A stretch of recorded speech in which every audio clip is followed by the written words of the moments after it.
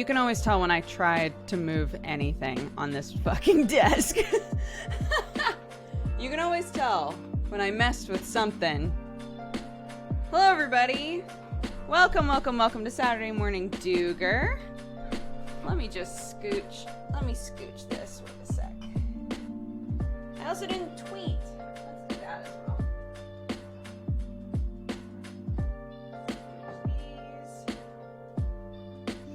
I'm sure there's nothing wrong with putting an old coffee cup that still has some coffee in it on top of a folder that says important. Right? That's fine. It's all fine. It's all fine.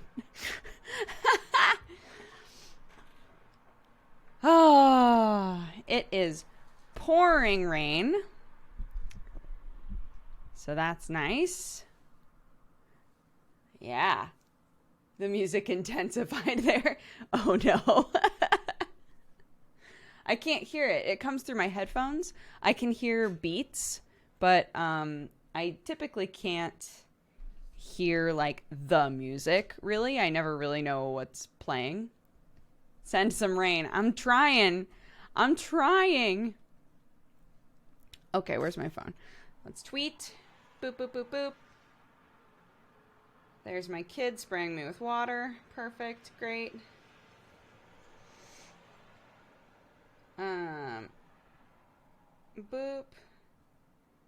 Saturday morning Dooger, all caps. Twitch.tv. Dexbonus. Great. Tweet. Easy. Saturdays are the easiest days to tweet a thing, and I still forget to do it sometimes. It's fire season in California. California is always desperate for moisture of any kind, really. Sorry, I haven't transitioned yet. Hello. Hi, everybody. Yeah, it's finally raining here. The reason that I was late actually was because I realized that it was raining and then went, oh my God. Because Clark was like, kept trying to go outside, and I was like, I'm pretty sure it's about to rain. So I was like, we need to eat our lunch, honey, and then get ready for nap and everything. So let's just stay inside. Here, we'll close the door. So we closed the door and started eating and everything. And then as I was tucking her in, it started to rain, and I was like, haha, I knew it was going to rain.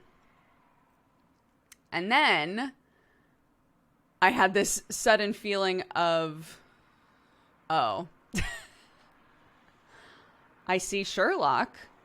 I do not see Watson. So was running around outside going, is Watson out? Just took a shower. Is Watson out here anywhere hiding under anything? No? Okay. And then took a glance around the house and found her. So probably should have looked around the house first.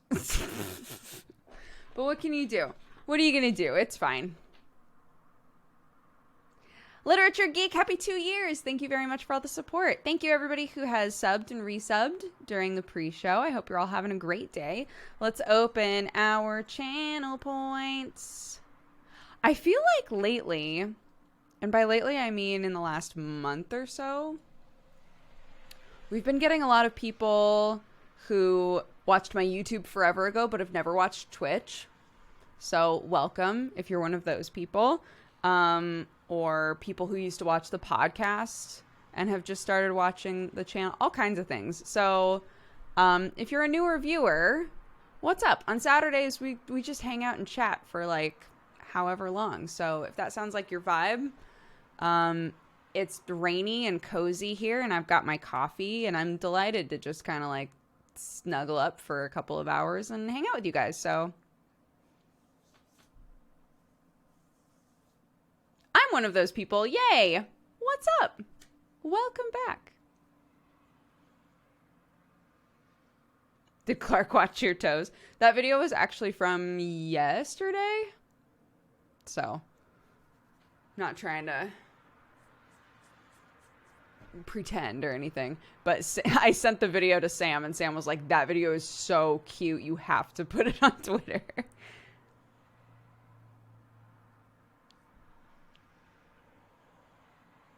I miss rain and cold weather. It is a blessing right now. I hope that it reaches all of you, regardless of where you live. Even if you're like, I live in a place where it hasn't rained in a billion years. Maybe this is your year. Oh, you used to be one of my favorite YouTubers. I watched your Pacifist Undertale run and it was great. Thank you.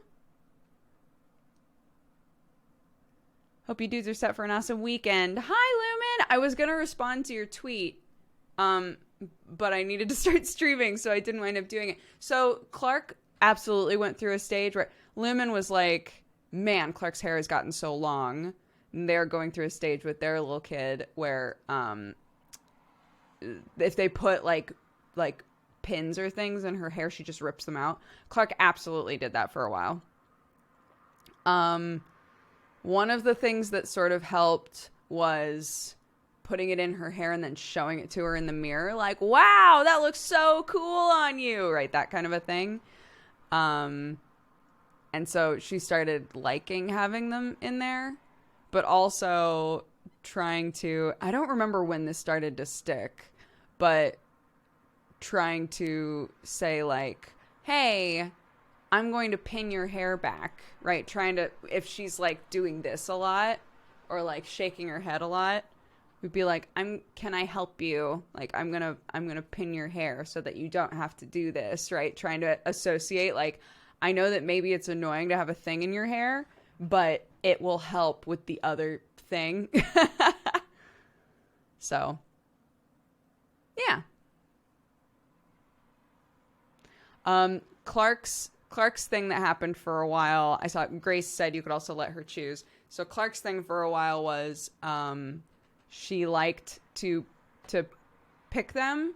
She would like grab a bow or a clip or whatever, but she didn't want to put it in her hair. She wanted to put it in my hair. So that was kind of counterproductive for us.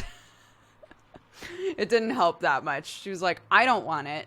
I want to put it on your head. I was like, okay. Hopefully we don't have to cut the hair. Yeah, when I was at my mom's house and her hair was still pretty short, but had just like started to get into her eyes, I just took like just right here, like the hair that was right here, and just ever so slightly snipped it. And Sam still brings it up sometimes. Like, I can't believe that you cut our kid's hair without like telling me you were going to do it. Like, I literally took the tiniest bit away so it wasn't in her eyes. You were so dramatic.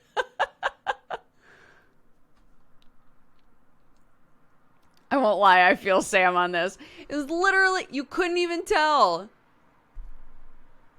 I just casually was like, oh yeah, we trimmed where her bangs are a little bit so that it wasn't in her eyes all the time because it was obviously really bothering her. And he was like clutching pearls, like so offended.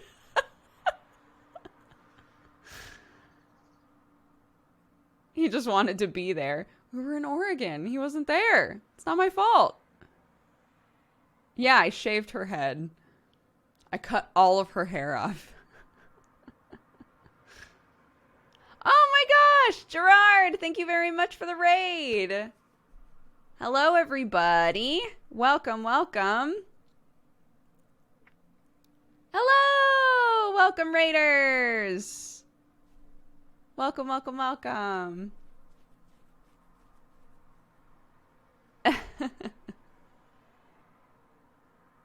We just started. On Saturdays, we just hang out and talk. So if that sounds like what you're wanting, that's what we're going to do. And actually, I'm in a D&D game with Gerard later. So that's also delightful. If you want to see the two of us hanging together. It's been so long since I've caught your streams. Welcome back. I hope you're doing good. Oh my gosh, the gifted subs as well. Thank you so much. And the 60 months. Thank you, dude. Thank you for being so supportive all the time. I appreciate it. I need to watch last week's VOD. Yeah. This will be episode 3. They're not that long. I mean, they're not that long for a D&D stream, which means they're still, you know, like 3 hours or something. But I had my first ever D&D session on Monday. I hope you had a blast.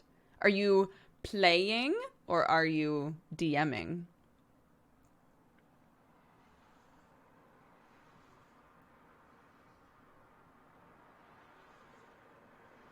You better get some sleep or he's going to fall asleep during the D&D show. I was talking with Hunter, who is one of our other players, Dookie Shed, and at one point he was like, I should probably go to bed. And that at that moment it became obvious to me, like, oh, he's not just up super early, he's stayed up all night. All of my friends do this.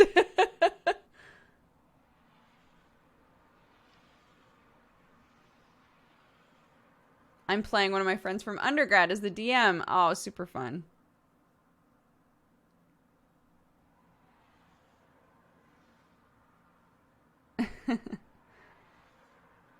I'm trying to get through Critical Role. Oh my god. Good luck. Sam started to watch that when he was in the hospital. And I don't know that he's watched it since then. I think he went kind of hard on it in the hospital and then that was it. Oh, first time Twitch watcher, but I've been watching on YouTube since 2010. 2010, that's when I started. That's wild. Welcome.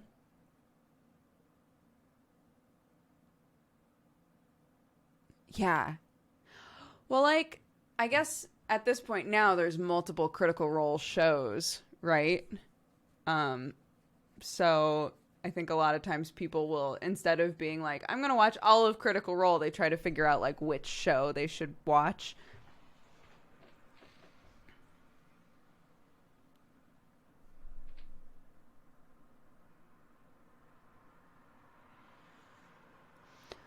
There's 2 main campaigns and then lots of one-shots. That makes sense. That makes sense.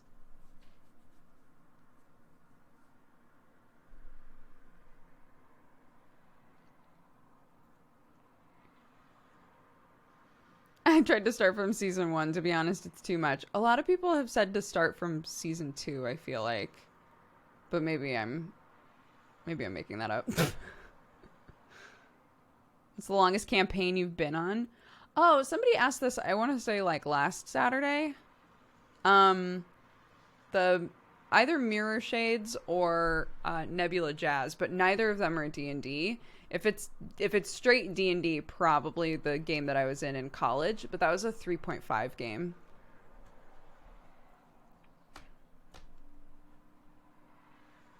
Nebula Jazz was Fate Accelerated, which is a great system that I adore. And then Mirror Shades was Shadowrun. It was specifically like kind of tuned up Shadowrun 1.0, which is wild. Because I guess like the newer versions of Shadowrun are a little too modern based, and we wanted it to be like the cyberpunk future of the 80s, which is what original Shadowrun is. So yeah, so we did that and that was super fun. But in terms of just like straight up D&D games that I've been in that went on for a long time, I think the one in college is the longest, but it was only like a couple of years with college students, right? So you're not playing every week, you're playing like once or twice a month maybe.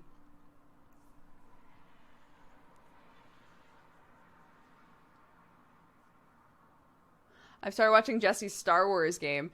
Yeah, I would love to do a long form D&D thing with Jesse as a DM, but I cannot do Star Wars. So he would have to do something else. I know he did Oddballs, but that ended.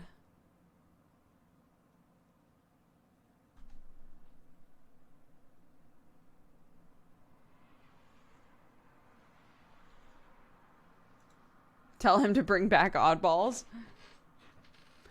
I watched Oddballs like kind of off and on. I didn't really follow it. I remember watching you play Lucius. Yeah, we tried playing, we tried playing Lucius 2 on YouTube, and it was bad. And then we tried playing Lucius 3 on stream, and it was... Nope. But the first Lucius was like a wild time.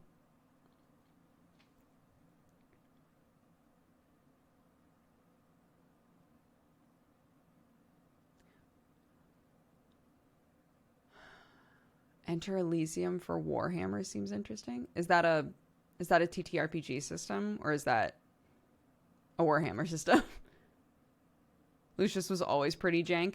Yes, but there's a difference between so Lucius 2 felt like kind of unplayable for me, so we just stopped. Lucius 3 was like deeply problematic. And you might say like, this is a game about the son of Satan, who gives a shit, but like, I don't know. I didn't want to play it anymore. There was a specific scene in Lucius 3 that I literally had to like cut away from on stream, and I was like, I don't want to play this anymore. I don't want to play this anymore. So that was it.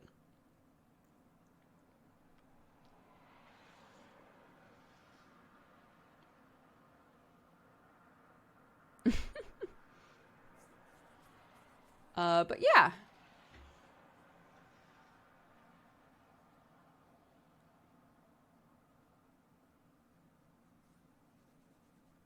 I played Horus.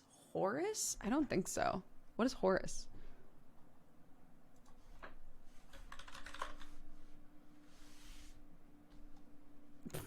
Well, when you just type in Horus, it takes you to a wiki about the poet. So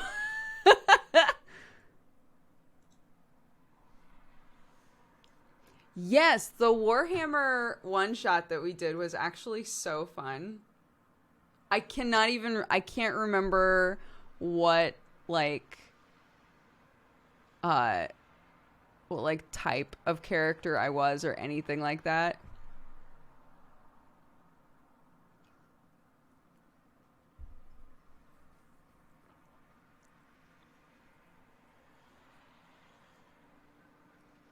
No, wasn't the Warhammer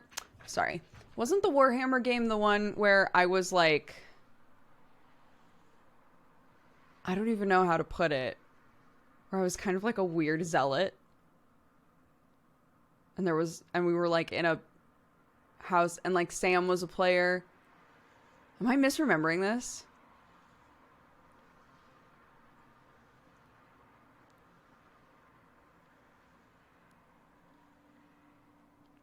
Hi, John Silva. How are you?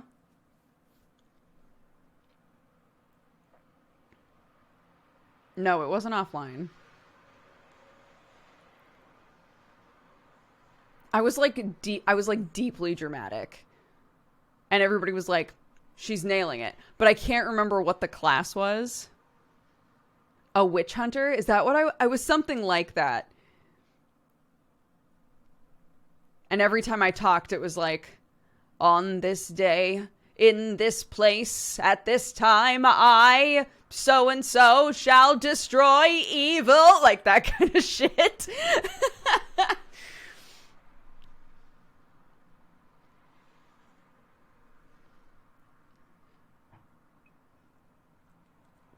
It was really fun.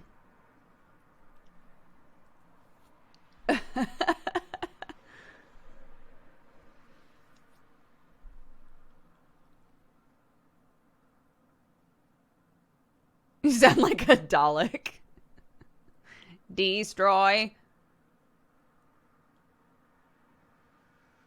There was a party and a cult. Maybe I'm starting to remember. Yeah, it was a party, right? We were like infiltrating a party. We all had to, each player had, oh my God, I'm trying to remember. Each player had like a different goal. I was there to kill somebody. Probably a witch. I was there to kill somebody, I'm pretty sure. Somebody was there to steal a thing. Sam was a player. I'm almost positive. I think it was me, Sam, Pocket,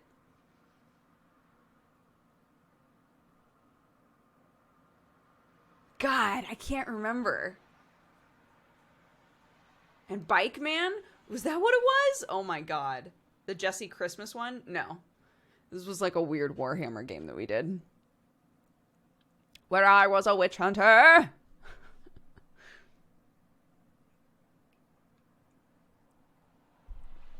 Yes, Bickman. Bike was a thief. Oh, oh my God, yes. Yeah, he was like a weirdo. We were all weirdos, but Sam was a bounty hunter.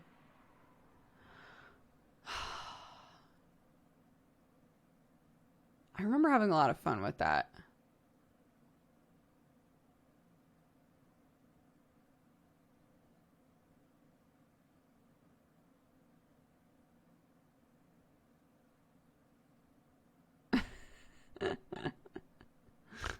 It's hard to keep them all straight now. I've been in so many like one-shot things that when people are like, oh, remember this one? Sometimes it's hard for me to remember. I've been in 2 Jesse Christmas one-shots where I played... Well, no. I've been in 2 Jesse Christmas one-shots. I've been in Maid RPG. People to this day are like, you should run a Maid RPG game. We did a Maid RPG game with Steven. And I was in the one-shot with Asa Butterfield. And I ran 2 one-shots.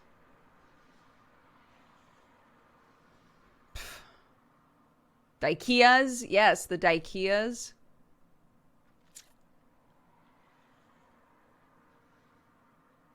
Maid RPG was wild, yeah.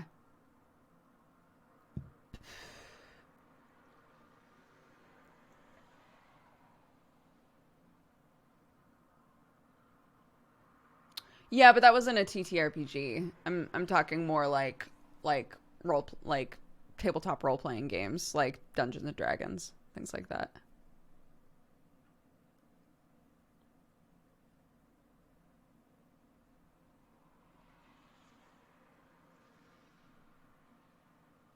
How's Courtney Pants? I don't know. We kind of lost touch. It was like missed connections a few times, and then it naturally happens with friends sometimes. I check in on her from time to time, but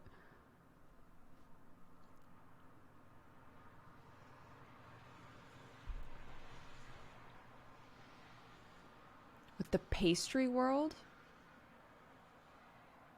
I did the 2 one-shots that I've done that have been streamed were Dungeon World games, and one of them, all of the players were from the Culinary Guild, and the second one, all of the players were from the Fashion Guild. And they were both weird.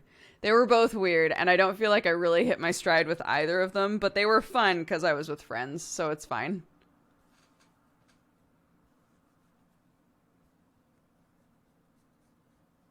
Are the audio issues on my end, or am I going crazy? I don't know. Nobody else is mentioning audio issues, but...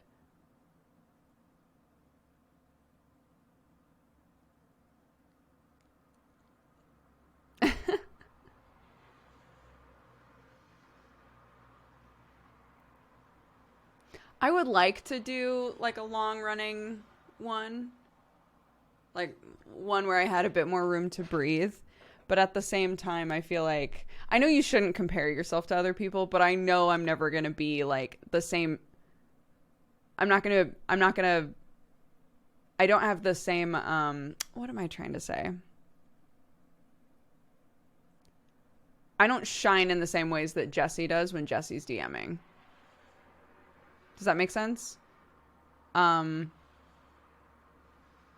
not as quick on my feet story-wise as he is. But I think that it's very fun. So.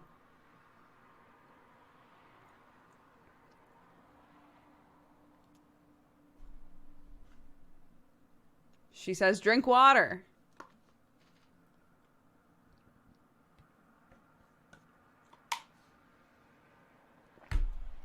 Done.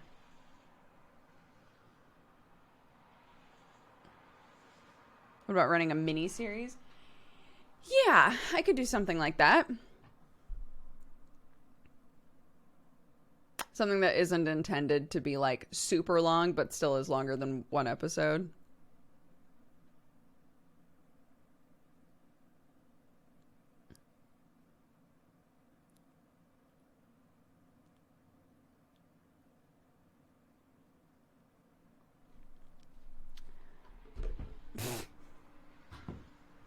I think I was telling you guys about this, but our like Clark's big thing right now with Bedtime is doing Once Upon a Times, and we literally just kind of like spitball a story together. And some of them that she comes up with are so funny. So, for example, here's one that happened last night. Was I said, okay, she was like, can we do a Once Upon a Time? And I was like, okay. So once upon a time, there was a, that's basically how every story starts. Once upon a time, there was a, and she goes, ghost. I was like, okay, there was a ghost. Was it a sad ghost or a happy ghost? And she goes, it was a sad ghost. And I was like, oh, okay. It was a sad ghost. Why was it sad? And then she was kind of like quiet. It was like too broad of a question, right? I was like, why was it sad? And then she stayed quiet. And I was like, maybe it was sad because it wanted friends. And she goes, yeah. And I was like, okay, well, maybe one day it went to go and find some friends. Did it go to school? And she went, no. I was like, okay. Did it go to the supermarket? And she goes, no. I was like, okay, did it go to Nanny's house? And she goes, it was a mean ghost. And I was like, oh no, it was sad and mean? And she goes, yeah. It like took such a turn. It's like, okay, so the sad, mean ghost was just trying to make friends somewhere. And then she was like, can we do a Once Upon a Time? I was like, oh, you want a different one? And she was like, yeah. And so this one started off as Once Upon a Time there was a Clarky. And I was like, okay, the Clarky was hanging out with somebody. Who was Clarky hanging out with? And she goes, a scary monster. I was like, okay, Clarky was hanging out with a scary monster. Were they friends? And she goes, no. I was like, why are all of these stories so, like, sad tonight?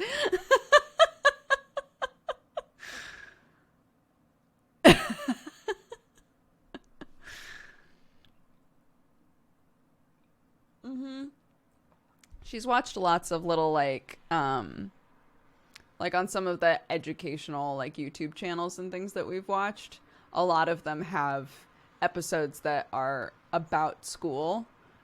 She loves Cocomelon. Cocomelon has like a whole series of videos that are like JJ, the toddler. It's like JJ going to daycare for the first time, but he calls it school, right? So there's like a whole first day of school thing about like what you take to school and like how scary but exciting it is to go to school, and then like meeting new friends. Like there's a whole series of them about that. So she like plays at going to school a lot.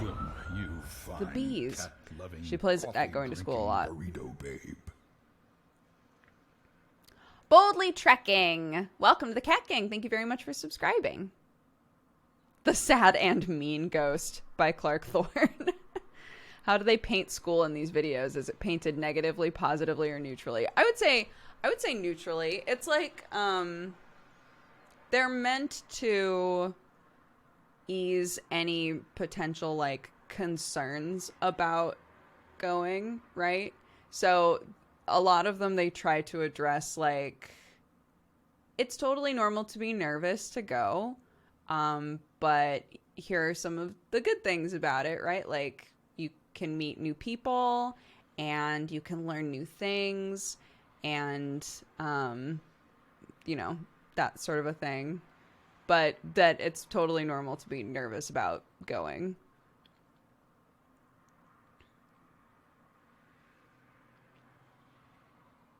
Did Spider Buddy turn up eventually? Spider Buddy in my room. Currently there's a huge moth right there. There's a spider there. And I think that's about it. But when I left the room last night, there were all kinds of things in here. It's just the joys. The joys of it being really hot and then wet and then cold and then hot again. And just like the bugs are like, get me the fuck out of here. Where's a house? Where's a house where somebody is stupid enough to leave a window open? I found it.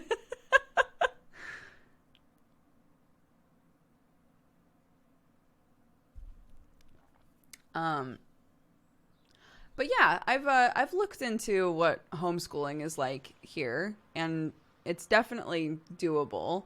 For me, it's like I'm totally down with the idea of homeschooling. I've watched a lot of stuff about homeschooling, and I really like teaching Clark things. The thing for us is we definitely want Clark to be put, because she's very social as well, so we're not worried about her like interacting with other people. It's we definitely want to put her in situations where she meets lots of different kinds of people, right? Her being home all the time and like maybe occasionally going to some kind of extracurricular is not quite the same as consistently being around people from lots of different ethnicities and backgrounds and all types of things. I think that that's like really important. So that's for us like the big value in trying to get her into daycare and preschool when she can. Aside from giving us like a little more room to breathe, but honestly that's like secondary for me because again, I don't mind her being around all the time. But yeah, I think that is like a huge benefit, you know.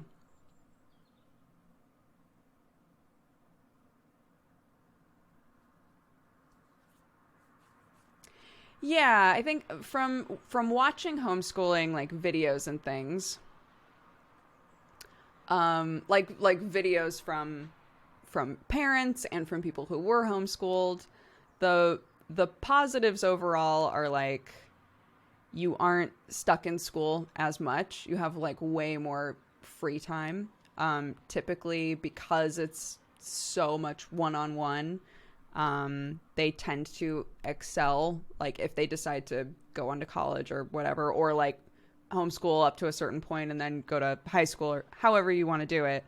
A lot of times homeschooled kids like excel academically or tend to be like a little bit ahead when they do transition. But the drawbacks are like, yeah, they don't have as many opportunities to like develop the same like social stuff that everybody else does. And I even noticed that in myself when I was going to like the little school in the middle of the woods, right? Is I reached a point where I was like, I don't know what kids my age are like at all, right? Like the only kids that I've ever been around really are these exact kids, which is like it's not bad. And I think I would have been fine, but I definitely reached a point when I was in like the middle school age, like 12, 13, where I was going, I don't know what kids my age are like at all. And I feel like I'm missing out on something. And it would have been fine for me to not go to high school, but I am glad that I went. I think that there are lots of different approaches to homeschooling as well. I'm not, if you went to look this up, you would be like, but I'm not totally against like kind of an unschooling approach to stuff, as much as that comes across like super wild to people when they look it up. But yeah, I think there are lots of different options for how you approach homeschooling if you decide to do that. But I don't want her to be trapped in our bubble. I want her to meet lots of different people who think differently and are from different cultures and backgrounds and all kinds of things. I think that that's really important for her to have like extended time away from us. So that's the balance for me.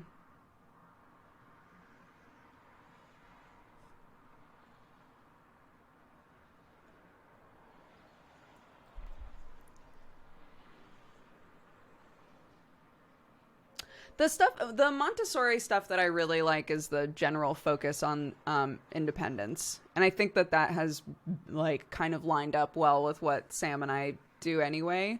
So I have looked at some Montessori stuff. The like, don't let them have any plastic toys and all of that shit. I don't care. But that sort of stuff seems like too extreme for me. Obviously, like, yeah, I would love for all of her toys to be like beautiful wooden things, but you know, it's just not this like, if you give them a plastic spoon, they won't understand the weight of an actual metal spoon. The stuff that's more focused on, I'm going to try to encourage you to have the independence to do things for yourself. Love that. And we've always tried to do that with Clark.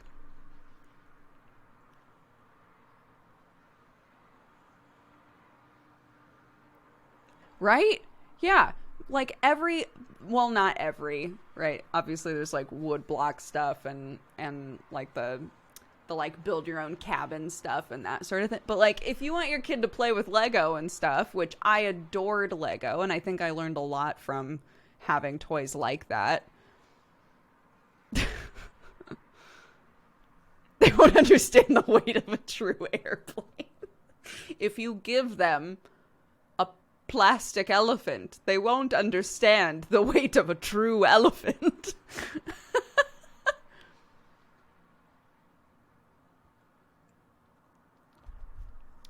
It's I'm sorry. I probably am like misunderstanding what exactly it is that they're trying to say when they're like, don't let them have things that aren't metal or glass or wood.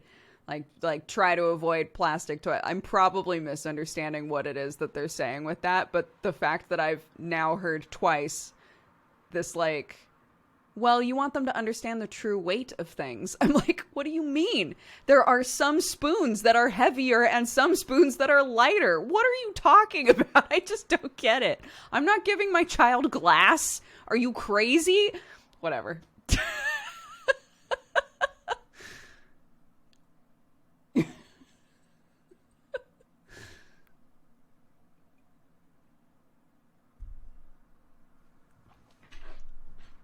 Anyway. Also, in the interest of what we've talked about before with like reusing stuff, more than these things that decompose really well, plastic toys, we should absolutely be encouraging like gifting and re-gifting and reusing and recycling, like all like whatever word you want to use. To say like, I'm not going to use any of that shit, even though somebody is getting rid of it and my kid would totally use it. Like, that sounds bonkers to me.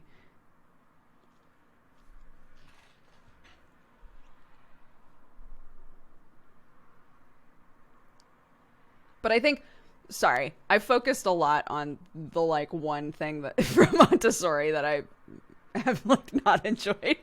But overall, I think this focus on like tracking what it is that they're interested in and trying to encourage like learning through that, and encouraging like independence and all of that sort of stuff. I think all of that is great.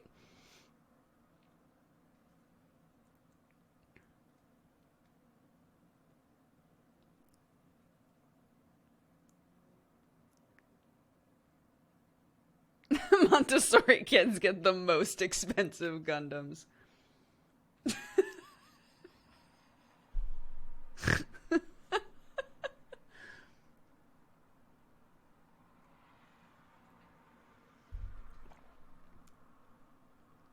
How does unschooling teach science and other subjects that effectively require it to be learned from a book?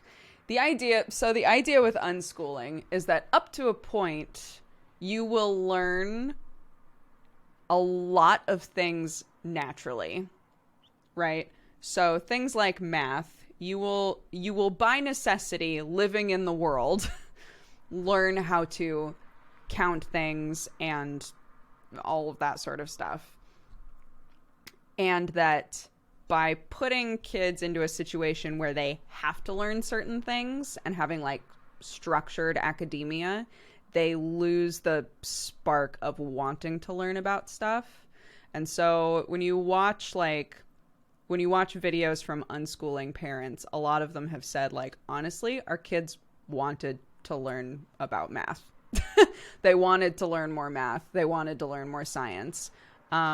So the general vibe is like the things that they need to know in order to live in the world and be doing their thing, they will learn that just by being alive and being encouraged to do stuff, right? With like you as the parent guiding and like helping them learn things, they will learn what they need to know. It's kind of like all of us who say, I don't use any math really anymore, right? Any math that I don't understand how to do in my head, I just do on my phone.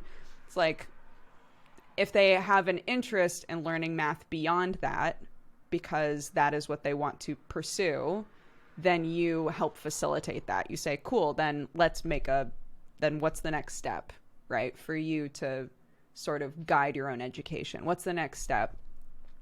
And I think a lot of parents will say, you know, because you have so much freedom here in terms of saying like, I want to learn X, Y, or Z for this purpose, they'll have stricter rules about like what you can and can't do during the week.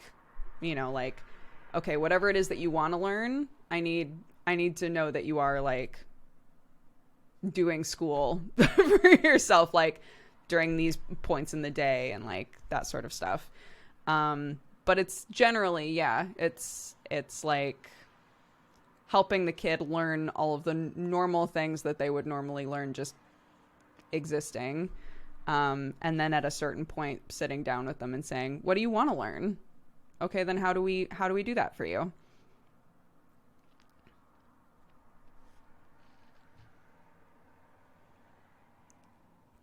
So it's interesting. And also like, that also comes with a general vibe, which I totally agree with as well, of you've guided your education up to this point. Like, so what is it that you want to do with your life? Does it make sense to go to college? If it doesn't, then don't go. Right? Like, what do you want to pursue? If you want to pursue something that requires higher education, then great. We'll make sure that you're on track for that and that you are like, you know, doing the online courses to learn the things that we don't know how to teach you. But if that's not what you want to do at all, then that's fine. Yeah.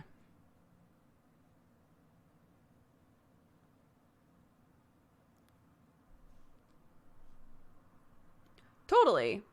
Yeah, I think that's the other thing is I think sometimes when people look up unschooling, they're like, but you, like me, right? Me as a parent, if my kid came to me at a certain age and was like, I want to be a doctor, I would not know how to teach her the things that would help her become a doctor, right? But there are so many resources for her to learn those things or to take online courses or whatever it is. So it's more like helping them come up with a plan for what they want and making sure that they're hitting the right like benchmarks. But the hope is that through letting them guide their own education and sort of like explore lots of different things and figure out what is exciting for them and what they're interested in, that they don't lose the spark of wanting to learn like a lot of us have.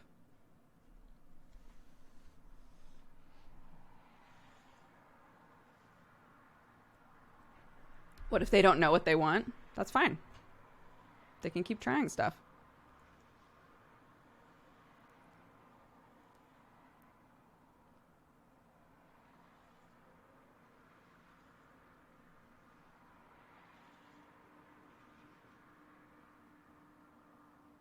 I'm a kindergarten teacher. What's up?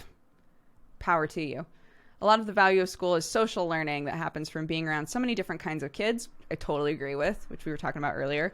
Are there communities of unschoolers that can provide a similar environment? I think a lot of them try to focus on like having a lot of extracurriculars. So because homeschooled kids tend to be homeschooled for like a pretty short amount of time, right? Because it's all one-on-one, so you finish all of your work a lot quicker than you do in like a normal school environment. I think that there's, after that, it's like, okay, if you've completed whatever it is that you wanted to learn today, then we have like things that you go and do where you consistently interact with other kids and stuff. I feel like a lot of people are coming in the middle of this conversation. Let me just ahead of time say, somebody asked me if I had ever considered homeschooling, and I said yes, I had, but that my concern with homeschooling, even though I think I would love it, is that Clark would be trapped in our bubble and wouldn't meet lots of different kids from lots of different backgrounds and cultures and people that think differently than we do. All of that stuff is super important, I think. So her being very social as well, we're interested in getting her into like daycare once or twice a week and things like that pretty early on so that she can start to have those experiences. But that, to answer the question, yes, I've looked into homeschooling a lot. And I've watched lots of videos about unschooling because I think that it's like pretty extreme. Like it's very different from what we think of as school. And I find that interesting. And so I was just answering questions about what I've heard about unschooling and why I find it interesting. So there you go. That's the recap.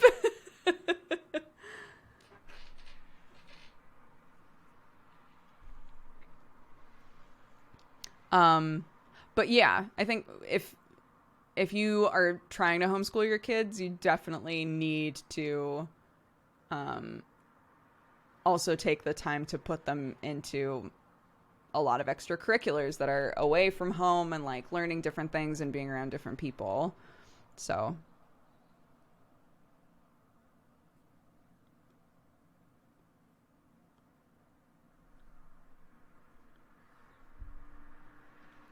ooh, hey, there you go. I'm a Killer Cookie said, I'm so surprised I haven't heard of unschooling during my childhood development degree. I'm going to look into research around it. I might find something to do my master's thesis on.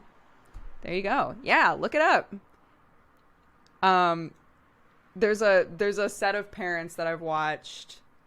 They're like one of those families where they've had a bunch of kids and adopted a bunch of, like, they just have a huge family and they're all unschooled, right? And they just like do a ton of traveling and like try to see lots of different places and learn lots of different things, and it's really fascinating to me. So I watched a few of their videos, but one of their videos where they were kind of talking about like the ups and downs of trying unschooling is they were saying that because they did like structured homeschooling for a while and it just was not working for them. But that when they started to look into unschooling, they were like, oh no. Because in the homeschooling communities that they were in, they realized that people that did unschooling were like super weirdos to the rest of the homeschooling community. So they were like, oh no, we're the unschoolers now.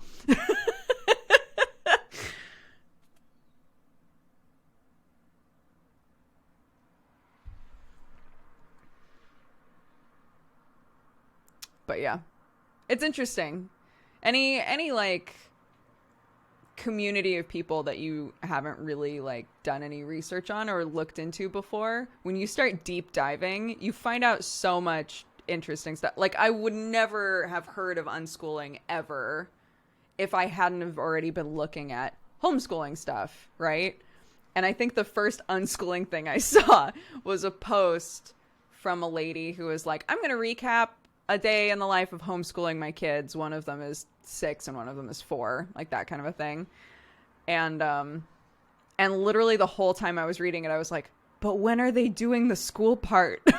But when are they doing the school part? And it took me so long to realize that, like, the point was we're always doing the school. We're always doing the school, right? Like, we went on a walk through the park. We talked at length about the animals that we saw. We went to the library and we picked up books that were about the animals that we saw at the park. And then we went home and we drew different animals that were in the book. And, like, the point was, like, through living our life more intentionally in terms of, like, trying to learn about the world we're in, that is unschooling. But literally the whole time I was reading it, I was like, when is the school part? When's the school part? But yeah, it's an interesting, like, approach, I think. But when is the sitting at a desk part? Yeah, when do you sit at the desk and just space out while somebody's talking to you?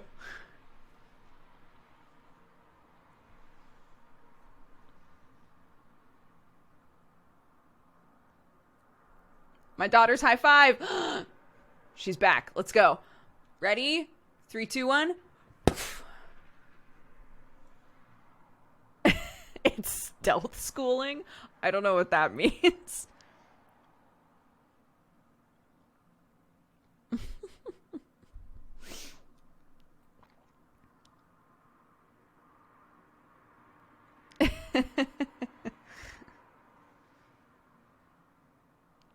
Because you're hiding the fact you're educating them. I guess that's supposed to be one of the other concepts of it, is that they aren't adverse to learning stuff ever. They don't, like, hopefully, ideally, they don't reach the point that we do with school where it's like, ugh, I don't want to learn anything today. I don't want to go to school, right? Like, that sort of feeling is mitigated by it being them waking up and going, I want to learn about this today, right?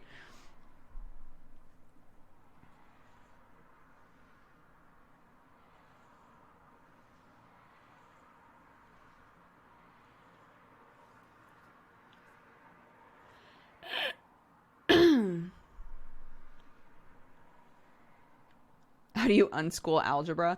Well, that's so... Again, I'm just speaking as somebody who's, like, looked into it a little bit. But the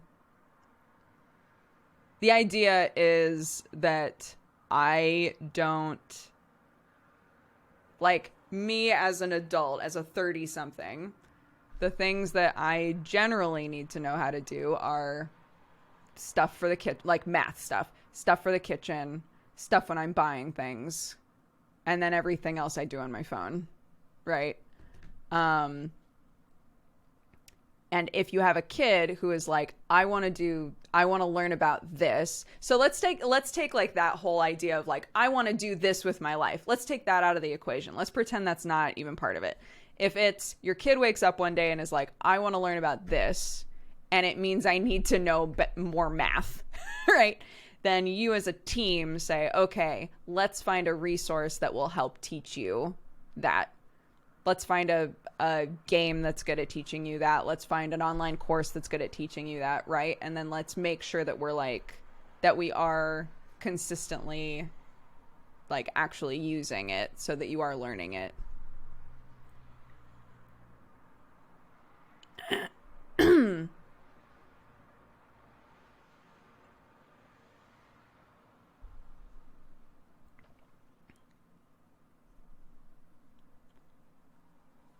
But yeah.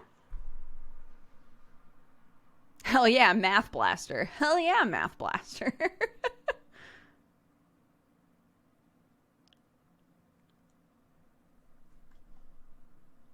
I used to work with first and second graders. Many of them were super into learning about complex math things, even some where they don't yet have the tools to disseminate the information. It's stoking the spark instead of saying, we'll get to it, or dumbing stuff down. Like, people look at like Clark, right? Or I talk about Clark and they're like, holy shit, Clark is more interested in learning shit than I can remember ever be interested in learning shit in my life, right? Like kids, babies and toddlers, like they are literally hot wired to just like watch you and learn stuff, right? And they're desperate to learn more and communicate more and like do more things and figure more things out. And if there's a way to encourage that throughout your life, like how different would we be? Right? If we could reach a point way beyond just like toddler age where we're still like hungry to learn stuff. I am interested in learning stuff and I try to teach myself stuff, but like I don't really know. I'm not good at teaching myself things. Does that make sense? I'm very hands-on, and some of the hands-on stuff I get like lost in it.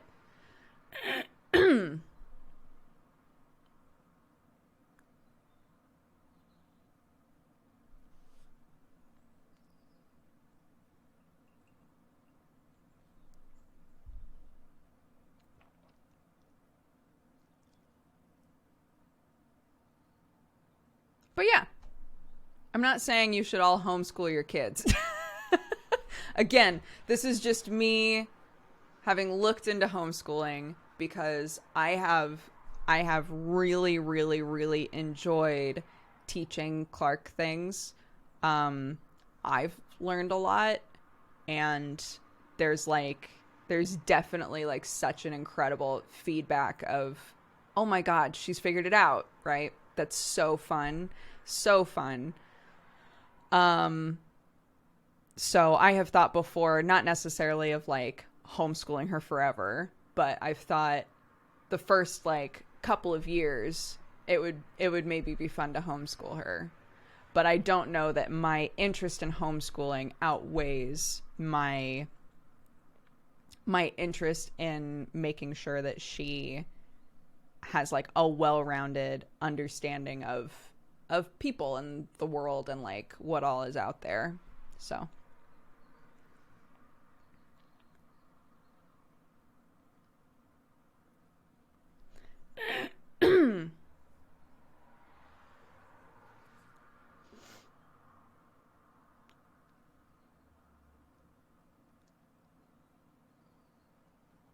anywho, let's move on. There's a lot of discourse in chat now.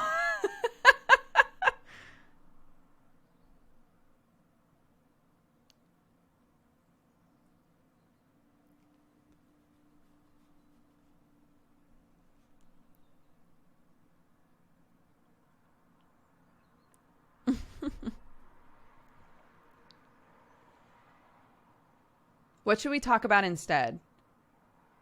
My brain is in a loop, so I need a spark. What should we talk about instead? Help. Poop. Guys.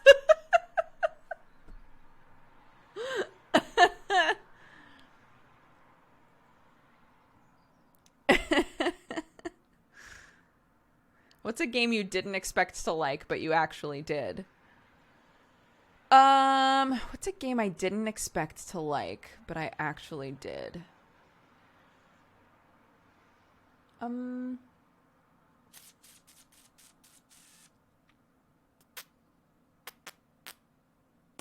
didn't expect to get as into Darkest Dungeon as I did. Getting like so invested and interested in Darkest Dungeon really took me by surprise. Because playing it initially, I was like, this game is too much RNG. It's too like stratty. I don't think that I'm gonna really take to it. And then it was an amazing feeling to like kind of understand how the game worked a bit better, you know? What's a game you knew you would like, but you ended up hating? That's hard. I was... People have said it's changed a lot, and I should go back and play it. I was really disappointed in Gungeon, because I wanted to like Gungeon so much, and I just didn't really. The newer Sherlock games have been very disappointing for me. There's a mess. Rain World, that's a great one. Rain World I fucking hated. I hated it. Wow, I really hated Rain World, and I still hate Rain World. And I wanted to love it so much, because looking at the trailers for it, I was like, oh my god, this game is going to be... It's like dark, but you play like a little slug cat thing, and it's like kind of dungeon crawly. Like, oh man, that looks right up my alley. And then I just fucking hated it.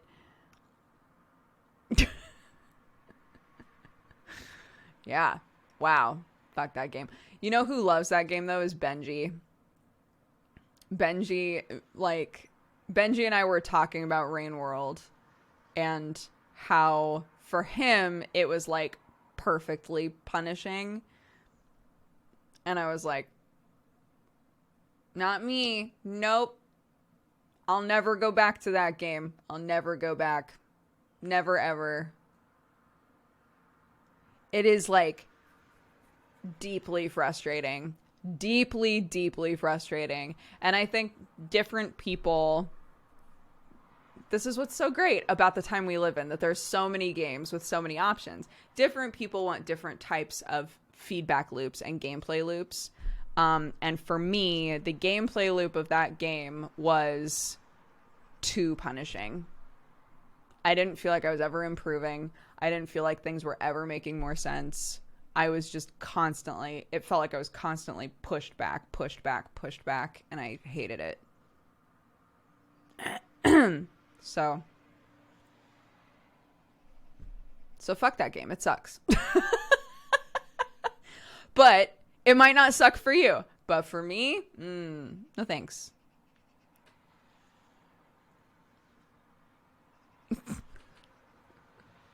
But if you want to go talk to somebody who really loved it, go talk to Benji, and he'll tell you why it's a great game.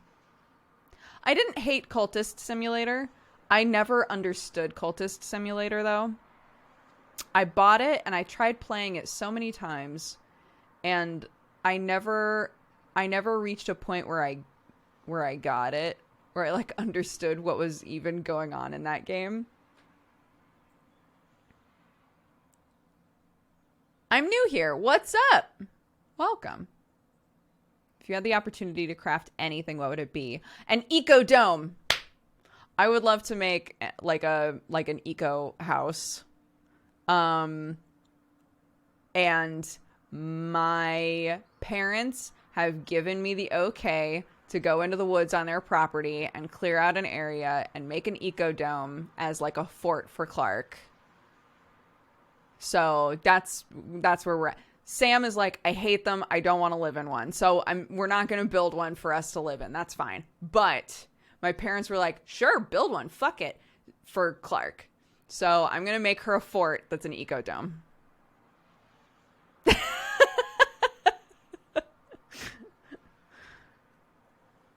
Look them up. Look them up. They're just houses that you can make for yourself that are typically in like a dome shape. They don't have to be. You can look up like cob house. That's kind of an option. But there are lots of different eco houses that you can make that are basically like just a bunch of natural materials that you form into a home. And I love them. And I think they're super cute. I've also talked with my parents recently about putting a yurt on their property, because technically a yurt is like a removable like thing, right? Not that all buildings aren't removable, but like you make a deck and then you put it on top of the deck, right? So it's a build up, tear down sort of situation. It's like a really complex tent, essentially. But it's kind of a workaround if you have property where they're like, you have to like submit all of these forms and tell us why you're building it. Like, why is this thing on your property? Something like a tiny ecodome for a child, they don't give a shit. But if you're like, we're building another home on this property, that's an issue. But I was like, oh, we could put just a big ass yurt on this. My parents own like 80 something acres of property. So, and most of it has not been touched. It's just woodlands, which is awesome. I was like, just put a yurt out there somewhere.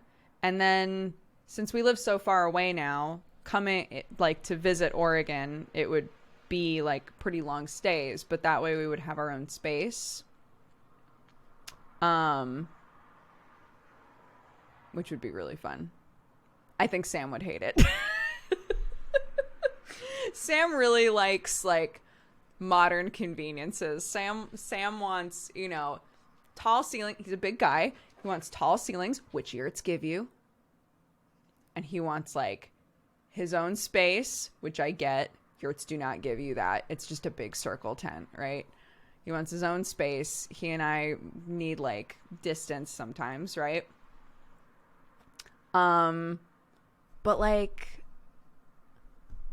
you can build a bathroom in it. Look, you can get a big ass yurt, and if you want, you can hire a person to like build a bathroom in there, put it in a loft, put a bed on the loft, like put in a full ass kitchen. If it was me, I would just hobbit it, right? And just be like, okay, I've got a wood stove here that's going to double as our actual cooking stove. And then there's a mattress on the floor and I'm good.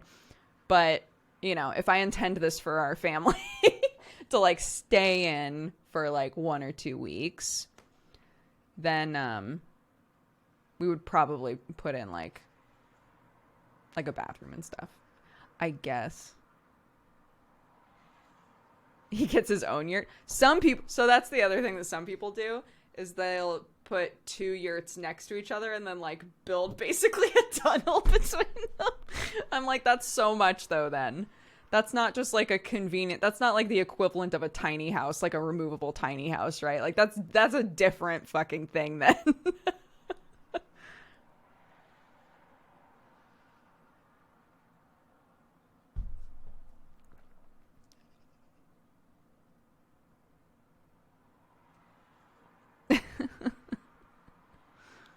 So it's whatever. We'll figure it out.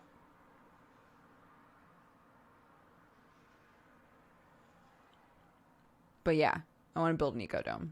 To answer your question, I want to build an ecodome real bad. And then maybe put a yurt on the property. Maybe near the ecodome. I was like, Mommy, oh my God, we could just clear out a really big area and then I can put the yurt in the woods. Like you couldn't even tell it was there. Just put the yurt in the woods and build the ecodome next to the yurt. And my mom was like, that would be really great until a tree falls on the yurt. And I was like, all right. Okay. Well, okay. Well, all right. Build an earth ship. That's a lot more time and energy. I don't live there. I would, if I was like, I intend on living in this place for reals and putting a lot of time and energy into it, then yeah, sure. But you can get yurts for like, even like decked out, right? Fully insulated with like nice windows and screen doors and like, some of them, depending on the company, some of them are like, yeah, we'll put in a system that collects rainwater into like a gray tank, like a gray water tank for washing dishes, and what, like, with all the bells and whistles, is still far more affordable than an actual house.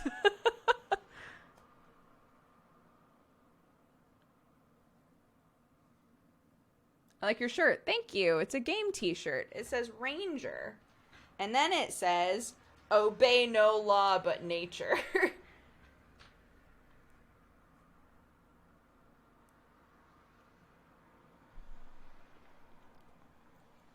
Yeah, look it up. Look it up. Get a yurt. You guys remember when I was like looking at woodlands that you can buy in England and how they're like, yeah, you can buy woodlands, but you can't really like do anything with it, right? You can't build on it and you can't do anything noisy on it. It's literally just you own the woodlands and you let it do its thing and like be the English ecosystem, right? But you can go camp there if you want. I was like, could I get a tiny yurt? I think everybody's just over it by now with me. Just like, fucking shut up. Stop trying to put yurts everywhere.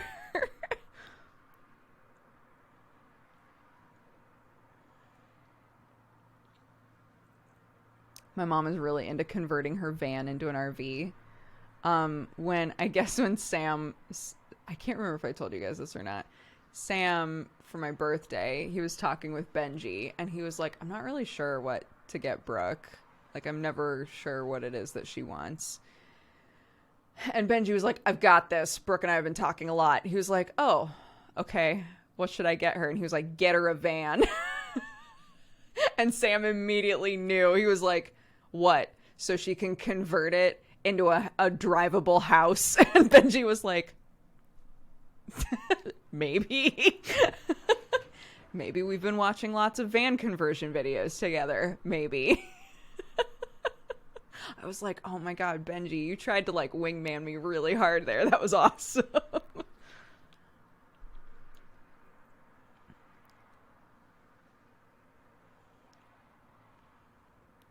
He did not buy me a van. Here's the thing is like, I wouldn't want to live in a van or in a bus or like any of those options. But I really like the idea of having a small mobile home of some kind that I can travel with, right? Like, I like the idea of having my home base because I am very, like, hearthy, right? Like, I want my home that is my comfort and my peace and, like, all of that where my family is. I desire that very strongly, but I also love the idea of being able to take a piece of that with me to travel. And being where we are, I can drive, like, ignore the pandemic, or rather, let's fast forward to when the pandemic is, like, managed for the most part. I can drive to lots of different places from here, which is really cool. So, like, daydreaming about taking advantage of that, I think is nice. Yeah, in 2024, that gives me plenty of time to buy a van. It gives us plenty of time to, like, actually settle in a place, right? Maybe it's here. Maybe it's this house. We'll see. Actually settle in a place. And then buy a van. Put a yurt in Oregon. It gives me lots of time to do stuff.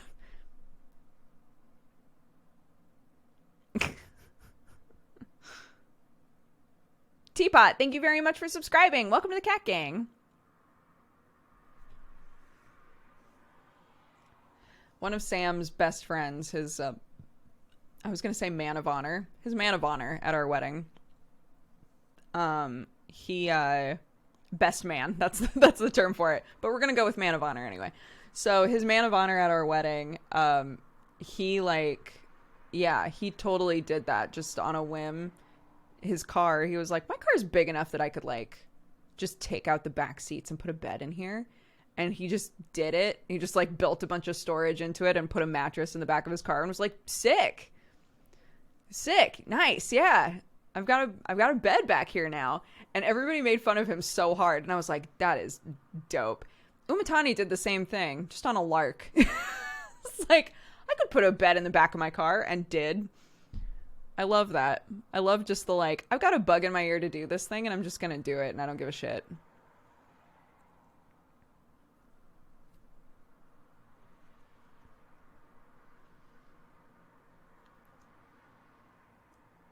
How similar is the Oregon climate to where you live now? It's very similar overall, but England is far more humid than Oregon is.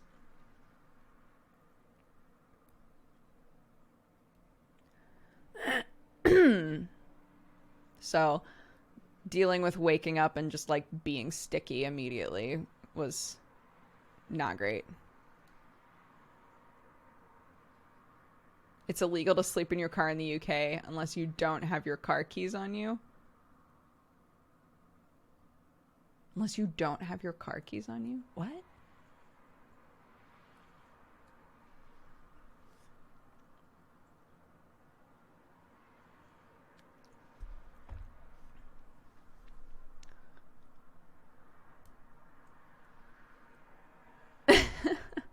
They did that to stop people camping in their vans. I guess, you know, what are you going to do?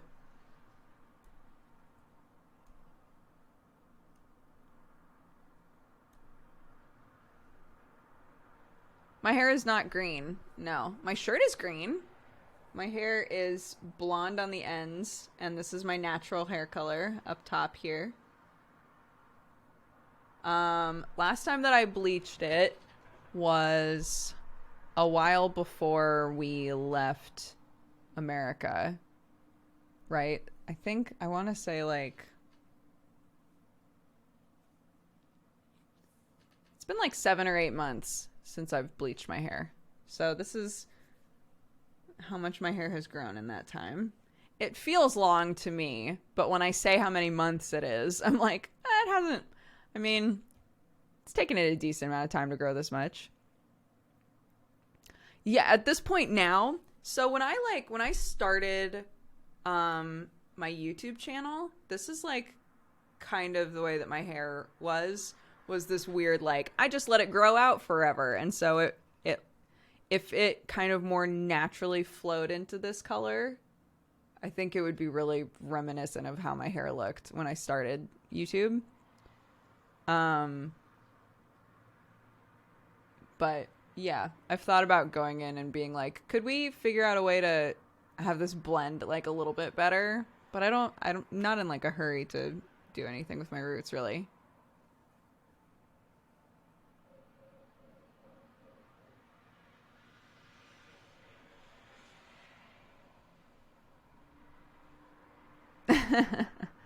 The 10-year cycles. Yeah, it's real. Here we are. Am I now on camper van sites doing price ups? There's definitely something, and again, I don't want to live in a van. I don't think that I would enjoy that. I'm just like too much of a nester. But there is something really cool about this movement of people being like, I don't want to like live every day kind of, I don't know. I want to like make my own rules a bit more, right? I want to take advantage of my life if I'm able to.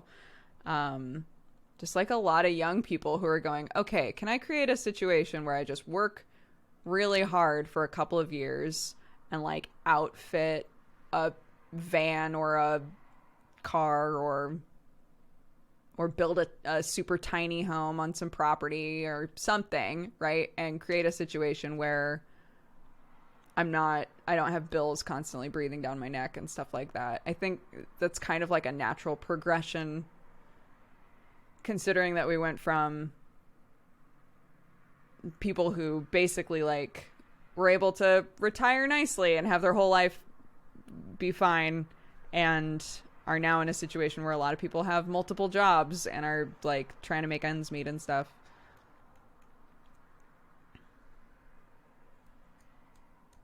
It's not illegal to sleep in your car in the UK unless you're drunk or otherwise intoxicated.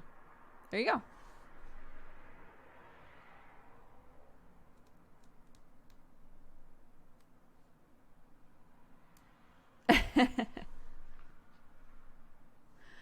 That's the other thing is that sort of I'm gonna just be on the road and like do my thing a lot of times is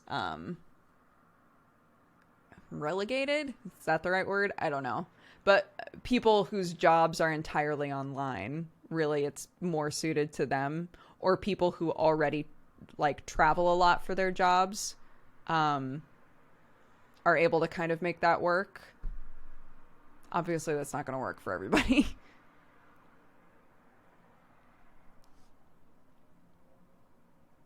Yeah, I keep seeing videos pop up that are like, this teenager in the middle of nowhere built his own house and now has no bills. And I'm like, what do you mean?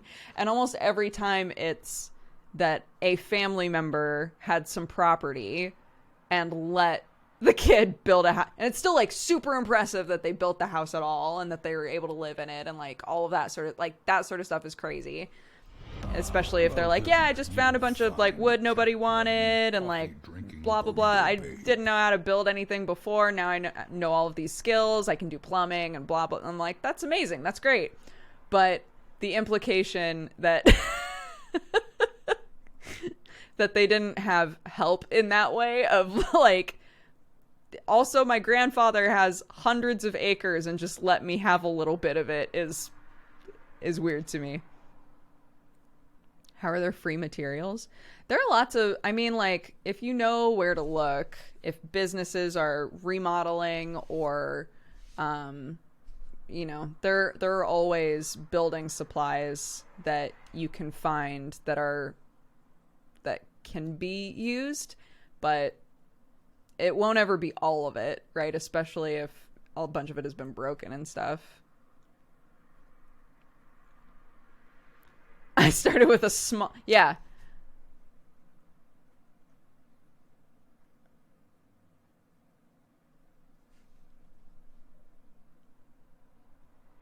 Yeah, I see that stuff on like Craigslist and Nextdoor and all that kind of stuff. People will be like, "Hey, I've got a bunch of brick that we ripped out for something if anybody needs brick," you know.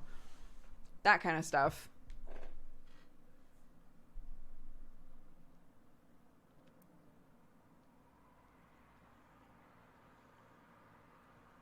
A lot of English building home shows start with the family happens to own this land and is very wealthy.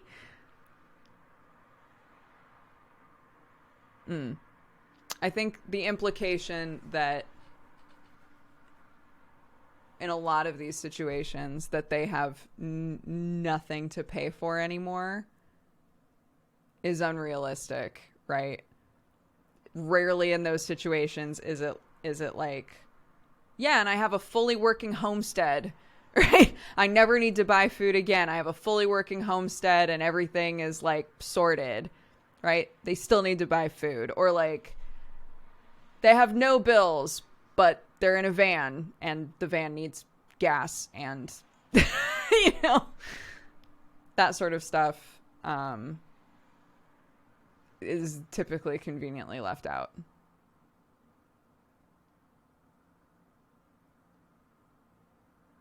I just finished building a digital yurt with all the works for $22,000. Still cheaper than a house.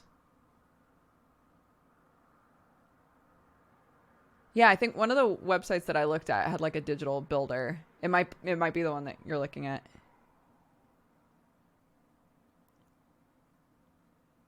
But that ruins the story, I guess. But like this chase your dreams, have no bills for the rest of your life thing. I don't know. I just hope that people like don't only look at the wow, don't just like go on Instagram like, wow, look at all these van life Instagram posts where people are looking at a beautiful sunset at the Grand Canyon in their van that they live in with their 2 dogs and are watching. There are lots of videos on YouTube that are like, here's why living in a van totally sucks. Like, we still do it and we love it, but like, here's all of the shit that really sucks about it, right? Like, I hope that people watch those as well.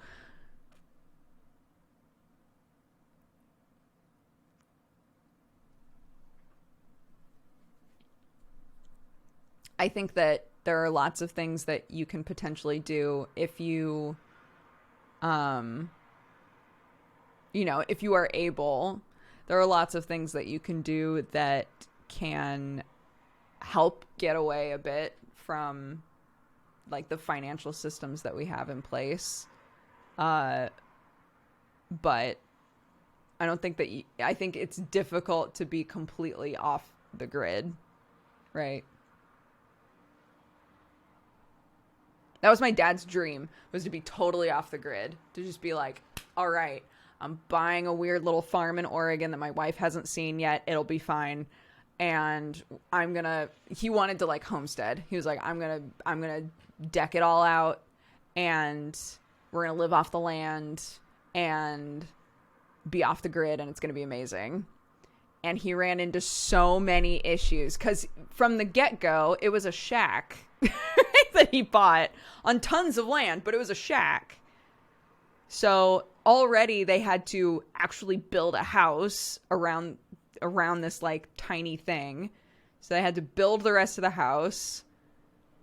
And then you just realized like, wow, there's a lot that would go into that, right? If I wanted to be off the grid, there's so much that I have to consider. And just like more and more concessions had to be made in order for them to live normally. I love hearing stories about your dad. He's great. He's a big dreamer.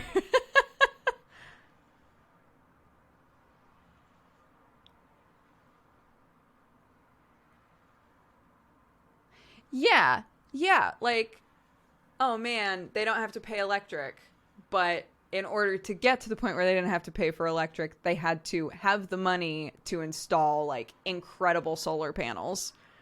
Right? That kind of stuff. It's like they needed the money to save money later. You know? Anyway.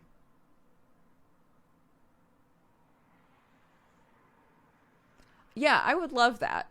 Obviously. I would love to like be able to be in a situation where it was like, this is my little homestead and, you know, I grow a lot of our food and we've got chickens and, you know, we've got solar panels on the roof and, you know, as much as possible, we're just like doing our own little thing and we're not too reliant on stuff. But I'm not gonna like throw myself completely into that. It's a overtime thing for me. It's like, let's wait until if we're able to buy a house, amazing. What can we do at the house that we were able to get? I'll do things slow, like a little bit at a time, right?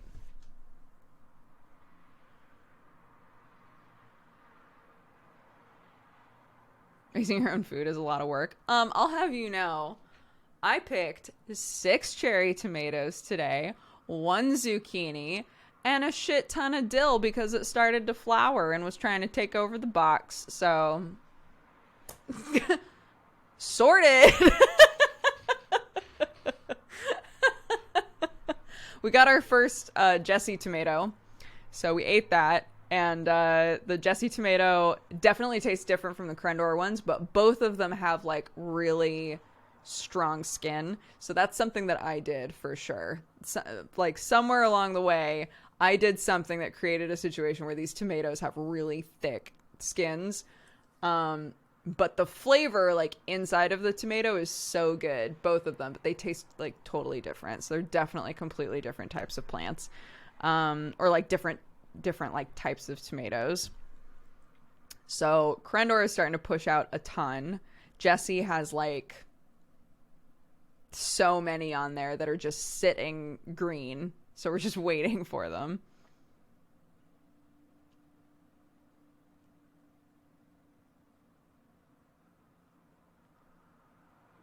Oh, yeah, my mom has like big blueberry plants that produce so much, and every year she just freezes a ton of blueberries.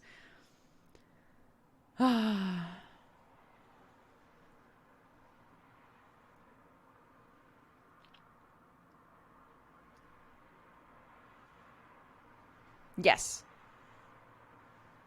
These are my plants. Jessie and Crendor are the tomato plants. We Miana and Aaron, the 2 basil plants, have been nursed back to life. Crushed it. So I'm going to make some pesto today, I think, because I trimmed back the basil quite a bit. And then the sage plant is like out of control, but there's only so much you can do with sage. Clark loves smelling sage, so I just kind of like twist it up into basically sage sticks and just tie it up and hand them to her, and she just sits there like she just loves it. I don't know what it is. And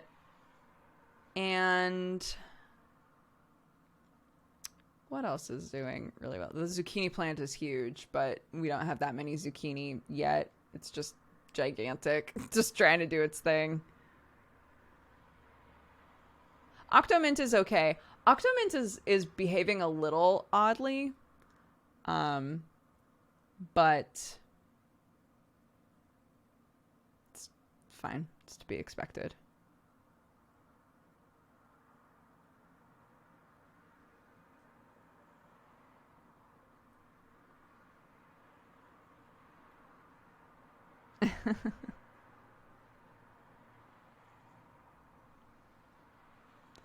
I had a squash vine thing that made 3 and then took over the whole yard.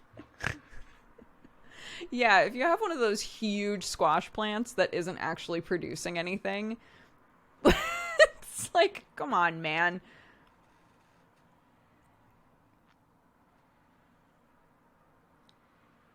Yes, zucchini and courgettes are the same thing.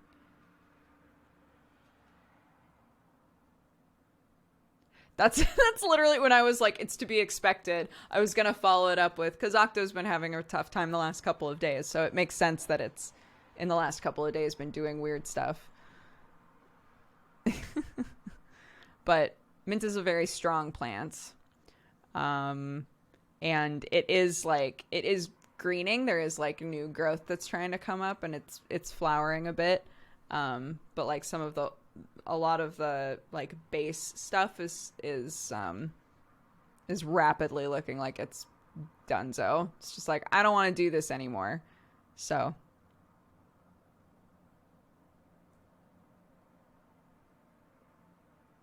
yeah, Octomint. By far the weirdest plant is still the cilantro. The cilantro plant is still acting so strange. All of the stuff on the outside is still like dying off, but the center is bright green, and then it has like shoots that have come straight out of the center. And I'm like, okay.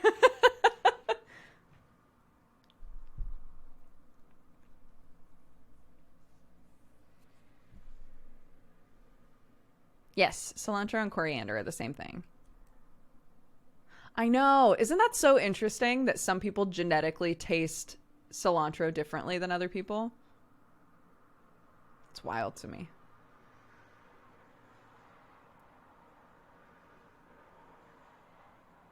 Look it up. So some people taste cilantro and they're like, delicious, put it on a taco, love it. But other people, when they taste cilantro, it tastes like soap.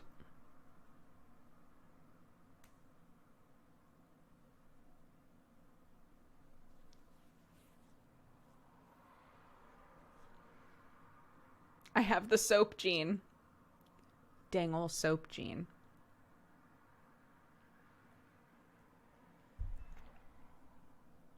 Soap gene, rise up.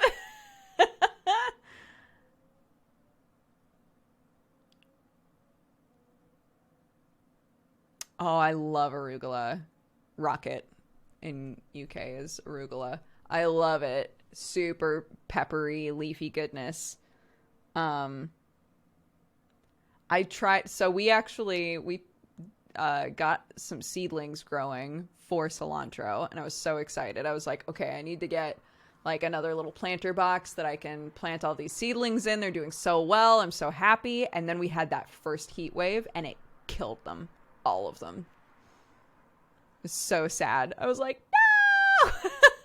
They were too itty bitty. They couldn't withstand it.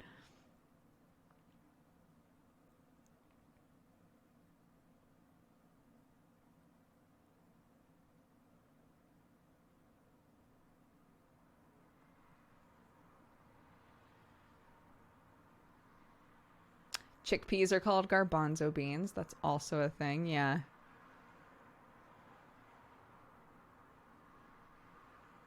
You have to continuously trim cilantro. Do you just trim it all the way back? Is that what should I just trim the whole thing back?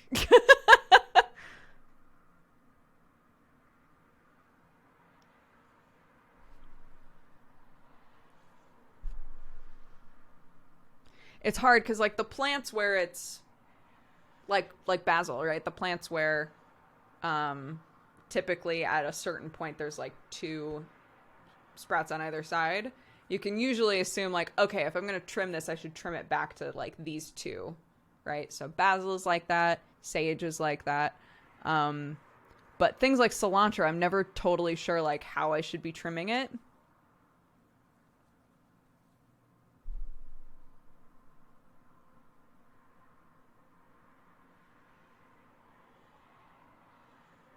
Check the roots. It could be choking itself. Interesting. I was watching a video about how to tell if there's root rot.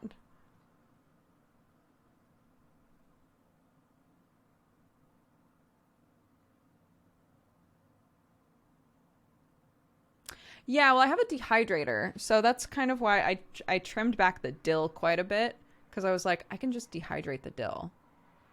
But I'm realizing my dill plant is very different from the dill that like I used to get at the store, say, if I was like buying fresh dill. They look different. I've used it in stuff the same way that I would typically use dill, but they definitely taste like slightly different. And it's not dense at all. It's like really tall with like little of kind of like spread out dill.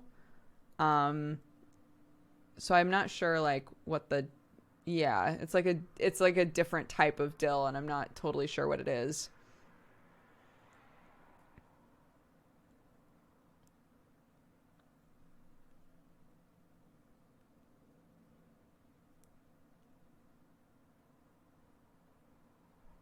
Not sure what the dill with it is. Yeah.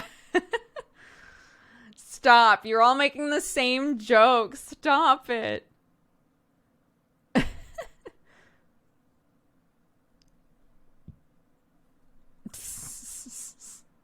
The worst. The worst. The thing that I really want to find, because everybody keeps talking about it, is wild garlic. Apparently there's wild garlic in England that you can find, and when you're near it, it smells like really strong. And I really want to find some wild garlic because that's so fascinating to me.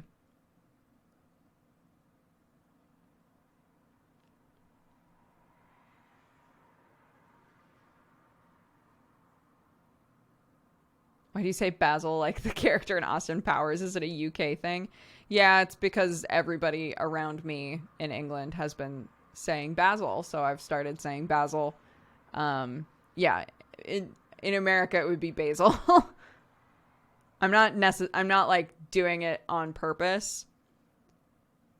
That's just one of those words that I've started saying differently since moving here.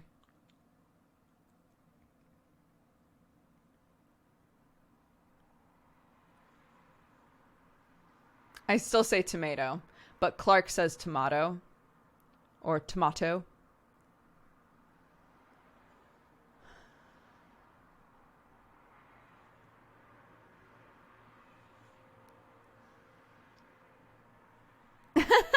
I know, right? Basil makes me think of Great Mouse Detective as well.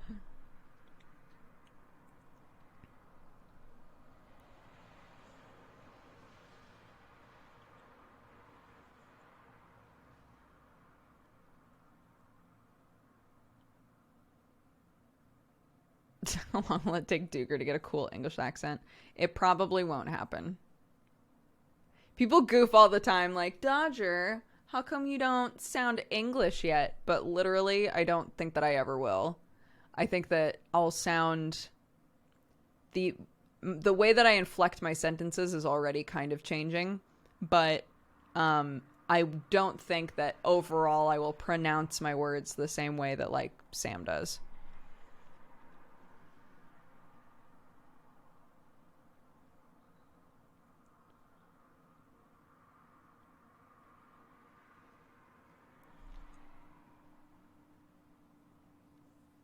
Oh, yeah. Jaguar. Jaguar is how they say jaguar.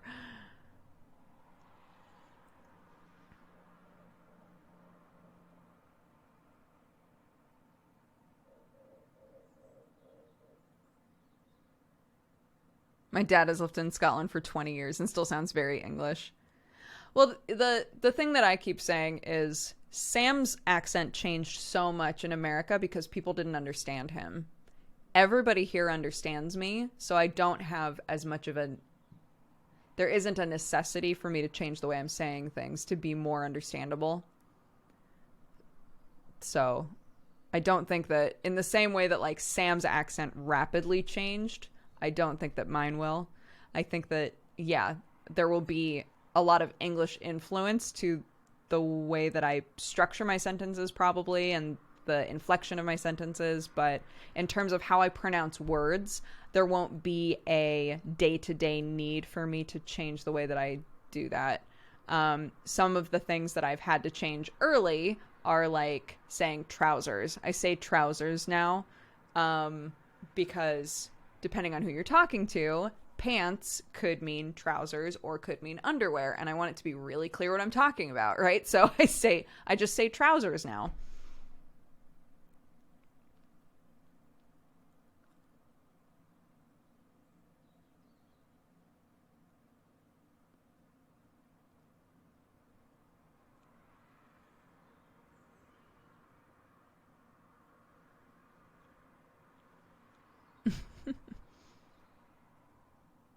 Sam's accent isn't even strong. So imagine what it's like. Imagine what it's like when people who have really strong accents go to America and try to live there. Just imagine.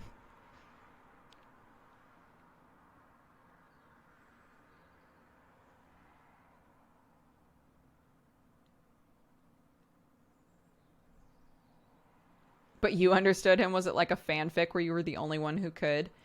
Sam had to slow down when talking to me because when he would talk fast, if I heard an individual word, I would know what it was. But if he was saying a quick sentence and any of the words blurred together, I would ask him to repeat it, and it drove him crazy. So he started talking to me slower. As long as he wasn't like quickly saying something, I could understand.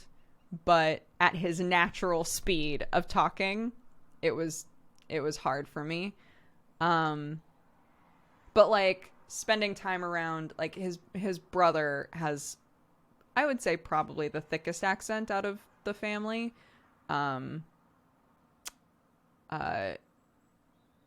I couldn't understand him super well at first, and now I understand him easily.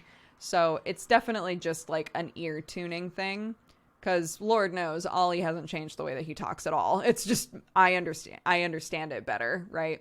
So I easily understand everything that everybody in the family says now.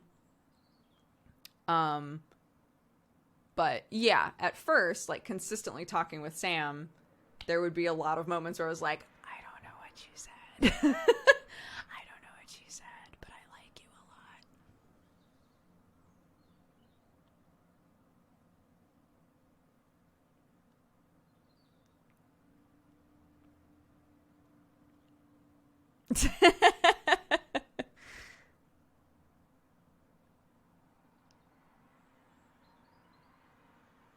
You're really handsome. Could you please repeat that?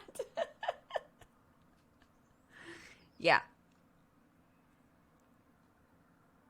I've also said this before, but early on when we started dating, he had me watch a few episodes of Phone Shop because he was like, this is the accent around where I grew up.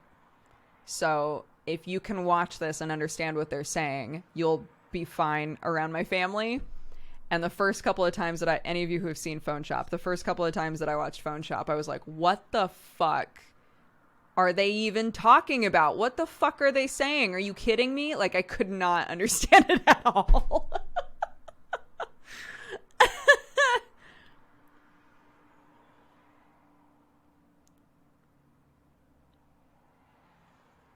So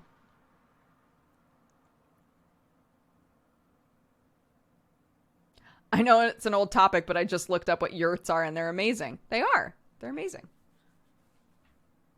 Yeah, like original yurts are super like colorful and awesome. And like because there's been an interest in them as actual places to live, they've become very modernized in terms of color. So it's a lot of just wood and white. And but if you look up traditional yurts, they're like super beautiful and colorful.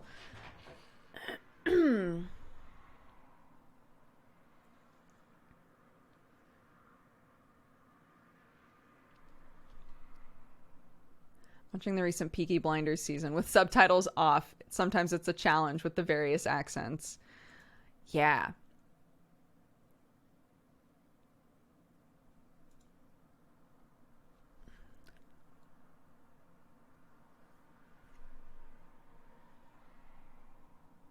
I set up a yurt near my university's office every year as part of a Mongolian exchange program. That's so cool.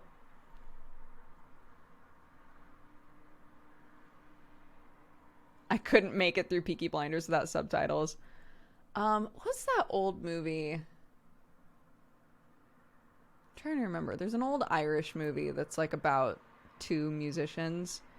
I can't remember what it's called. But there was a song in it that became like super popular and was on the radio for a while. And I remember watching the movie and I was like, I love the song. I'm sure this movie's amazing. I'm going to need to try this again with subtitles. Is it Once? That sounds right. Yes. Yes. The Falling Slowly song. Yeah, Once. So when I tried to watch Once, couldn't understand a fucking word anybody said in the movie.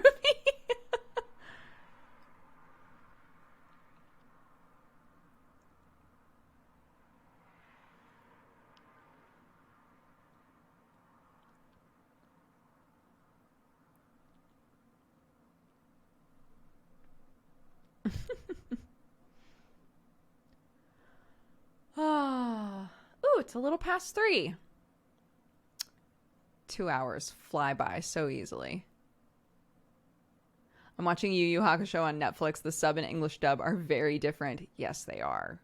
Yes, they are. Everybody was like, you gotta watch Yu Yu Hakusho in English. So I loved Yu Yu Hakusho. And I like watched it subtitled and never watched the dub. And then everybody was like, the dub's amazing. The dub's amazing. You gotta watch it. So I tried watching it with Happily Aaron. And we were like, because they take so many liberties with the script. So many.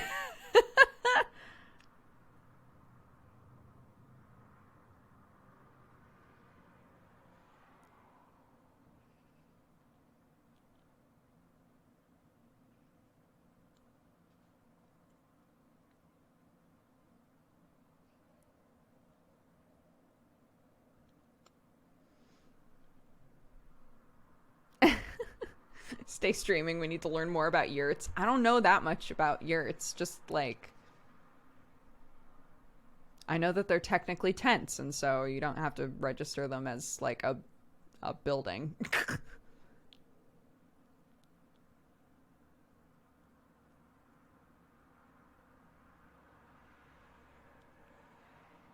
No, legitimately, the Yu Yu Hakusho dub is like deeply beloved by people. Deeply beloved by people. I couldn't do it.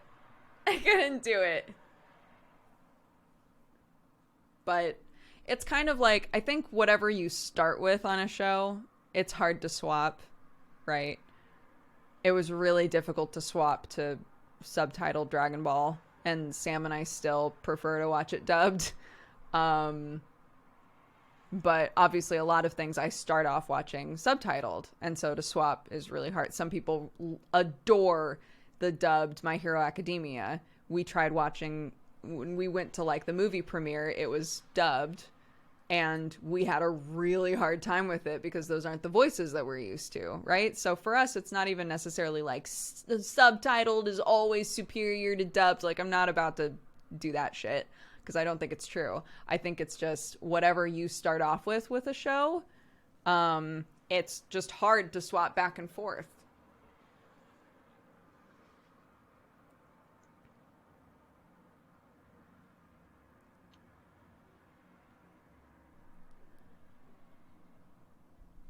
Oh, the yurt would be going on the farm in Oregon.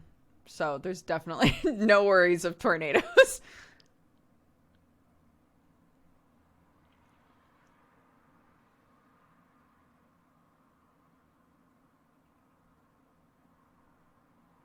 Yeah, absolutely. Some dubs are amazing. I think both the sub and dub of Samurai Champloo is great.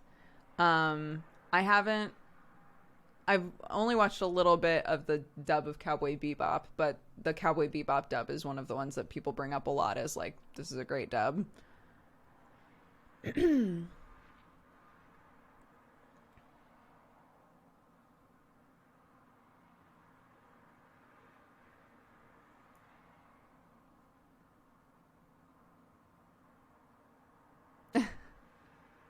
Samurai Champloo is criminally underrated. It's my favorite anime. And typically people will be like, but there are so many anime that are better. And that's not really what I'm saying. I'm saying it's my favorite. I don't think that it's the most incredible anime ever made, but it is my favorite anime.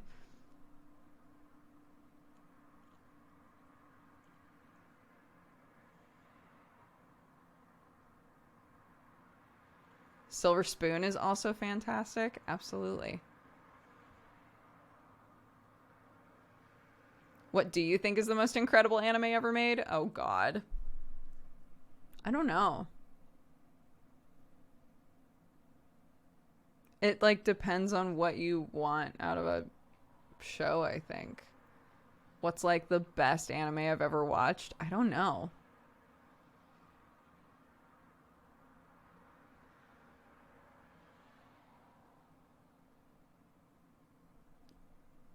I would have to think about that.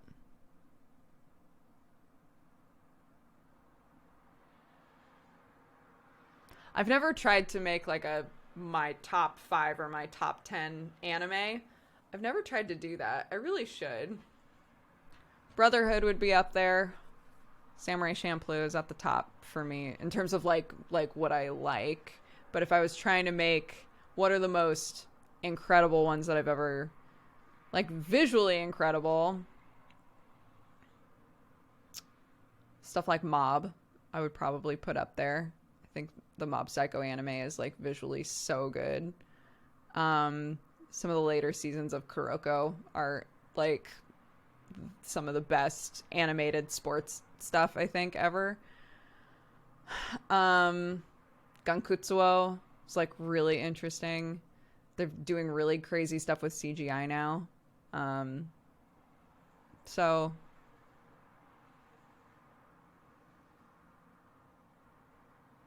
a middle 10, the 10 most normal or average anime.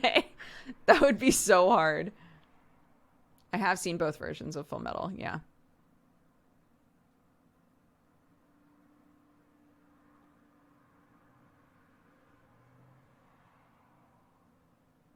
Everyone in Manga Pod come up with their top 5 as a bonus vid. Top 5 manga or top 5 anime?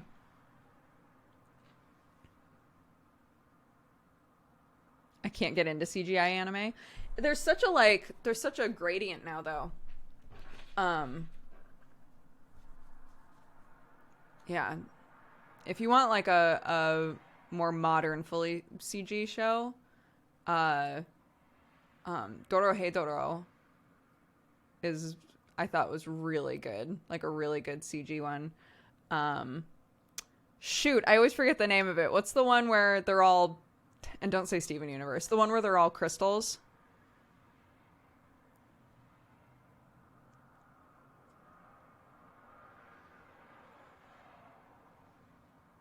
Land of the Lustrous. Thank you. Land of the Lustrous is another, like, really interesting CG one, I think.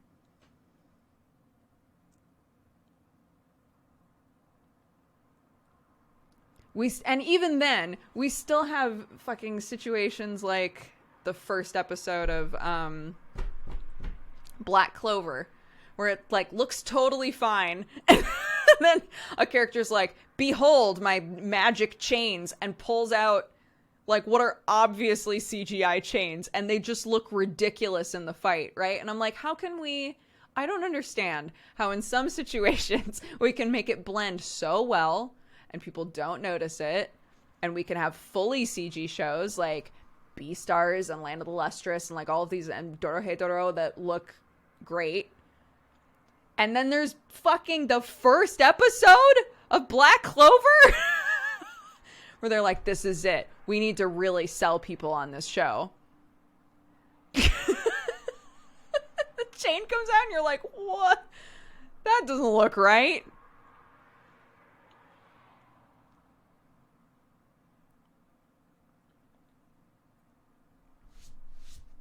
Anyways, CG anime is coming a long way, and they're getting better at blending it in. Like in the situations where they need it. Vinland Saga did a really good job of using CG along with the drawn stuff. And, like, you could tell, but it blended really well, you know? So they're definitely, like, getting better, but sometimes it's real bad, man.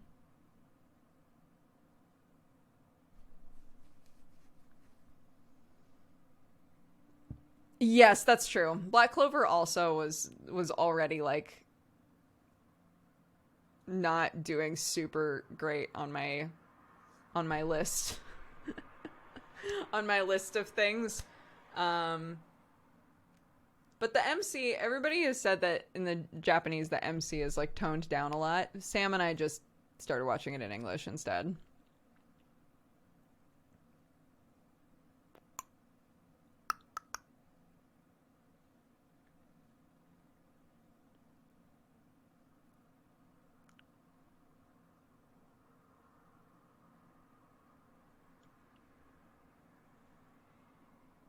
They swapped VAs. What? Oh, that poor guy. He must have gotten so much shit.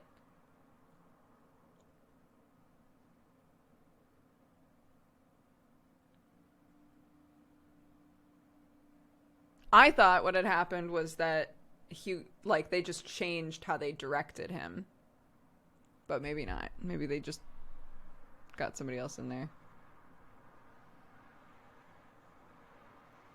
Yeah, that's what I'm saying is, like, was it his fault, or was he directed to be that way? In which case, surely they could have just directed him differently.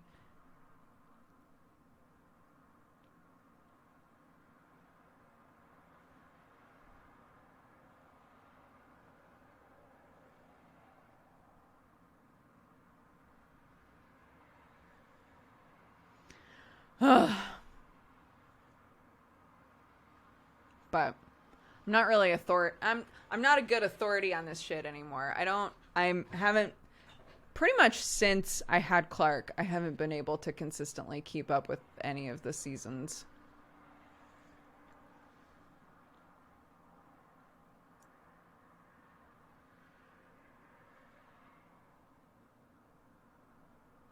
Yeah, our coffee can be shipped anywhere. I have a coffee company, by the way, if you didn't know. But it's based in Florida, Florida, partly Nebraska. And it will ship anywhere. But I would say check to see if the shipping costs are going to work for you. Peppa Pig is your anime now. Oh my god. Recently, Clark has wanted to listen to music a lot in the morning, which is great because we can color or whatever and listen to music. She calls classical music fairy music because of my mother-in-law, which is very cute. So it's always like, do you want to listen to nursery rhymes? Do you want to listen to fairy music? Like, what do you want to listen to? And this morning, she said she wanted to listen to Peppa music. And I was like, okay. I mean, I guess there's probably like a thing. And I completely forgot that there's literally a Peppa Pig album. There's a Peppa Pig album. So I brought up the Peppa Pig album and we listened to that for most of the morning. Not most of the morning, probably like an hour and a half. But it felt like forever. And frickin' Besso took a screen grab because we're like friends on there.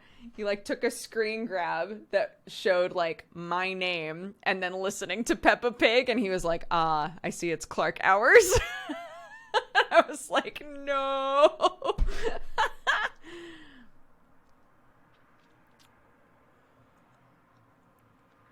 I don't mind Peppa, to be honest. I've gotten very used to Peppa. Peppa is like she'll go a couple of months not wanting Peppa anything, and then we'll suddenly be like, I want to watch Peppa. So it cycles. That one and Puff and Rock we're on a cycle with. Occasionally she wants Puff and Rock again. Coco Melon, occasionally she wants Coco Melon again. Coco Melon is nice because most of those videos are like trying to teach your kid something. So I'm like, great. You want to watch Coco Melon? Fantastic. Wonderful. But Peppa, you know, she's not learning anything from Peppa.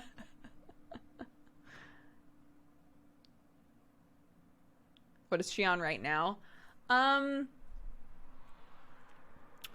What has she been watching currently? It's been Peppa, and then well, it hasn't been Peppa. Today she asked for Peppa. But what has she been watching the last couple of days?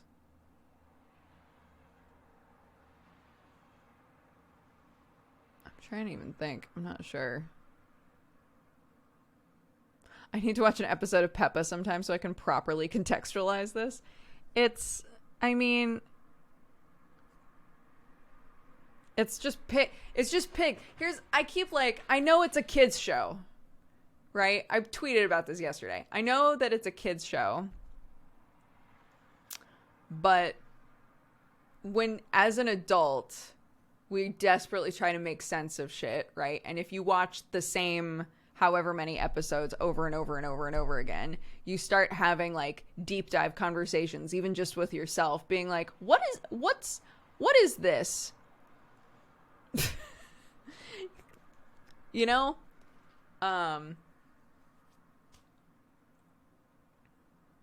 Like, I just don't, literally when they do the flashbacks of Mummy and Daddy Pig, they were in the exact same like preschool environment as Peppa with the exact same teacher.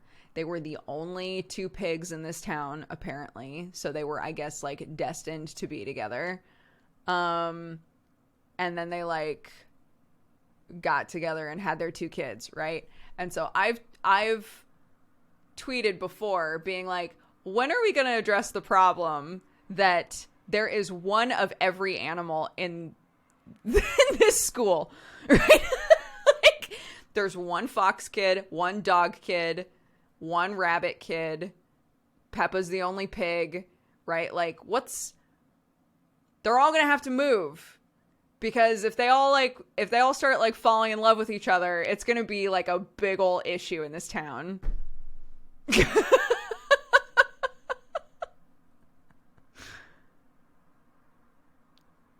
And then people are like, it's a kid's show, and they're trying to teach everybody about all of the individual animals. Like, the kids aren't supposed to sit around being like, yes, okay, I hear you. The kids aren't supposed to sit around being like, man, I really hope that Peppa Pig and Freddie Fox get together. I'm like, they might.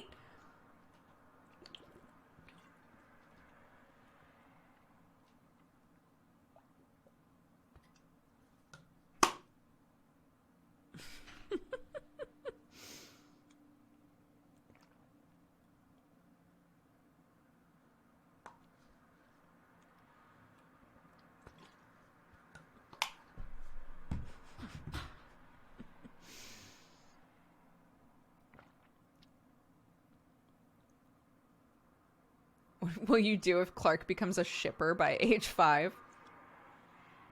Kids naturally, I think, start, because again, they like want to understand and contextualize things that they're consistently seeing, right? So I've explained before that Clark, if she sees another like feminine person, and they're around my age, she assumes that they are a mommy. She doesn't understand what a mommy is, right? She's now starting to understand that other kids have mommies, but I think she still doesn't understand like what a mommy is. So like anybody that looks like my type, right?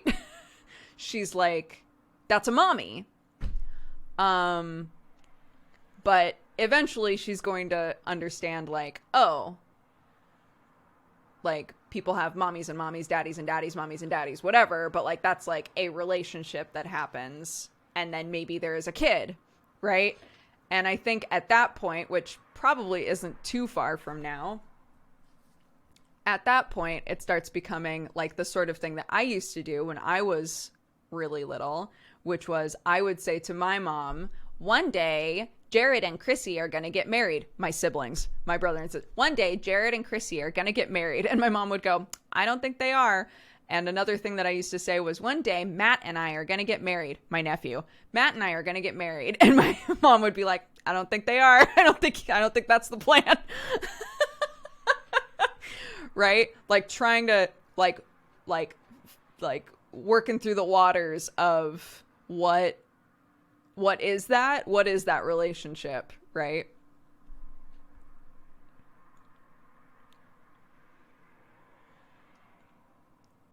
So the idea of her being like a shipper by age 5, I think that's actually probably pretty common. I don't know. I don't have a 5-year-old, but I think it's probably pretty common for kids at that age to even just like as fun speculation be like, this character and this character are going to get married one day.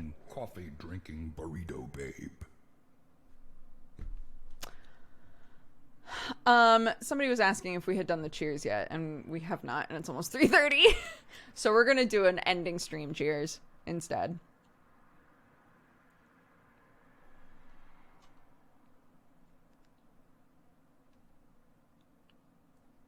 My 5-year-old is struggling with the fact that her cousin is also her friend. She wants to be friends, but how can she also be a cousin? That's so cute, though. That's very cute.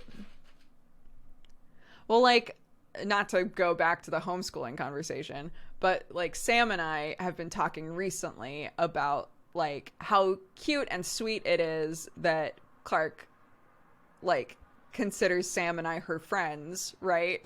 But us also being like, oh, she needs other friends. Like she needs friends other than us.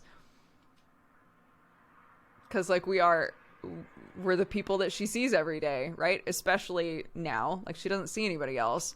So we're her friends. We're her best friends. Which is, again, very cute. Oh, Amanda! What's up? Happy 3 months. How are you?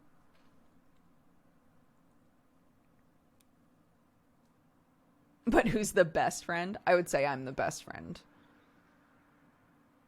Listening to you while I work is great. Oh gosh, thank you.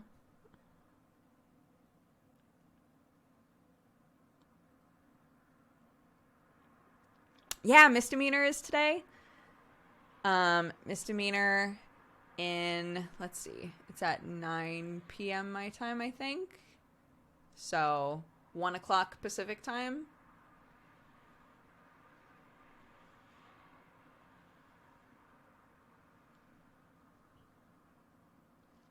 Hope you guys are doing well. Yeah, we're doing good. Doesn't Sam basically give her what she wants? Sam is very bad at saying no to her. He's gotten a lot better though. But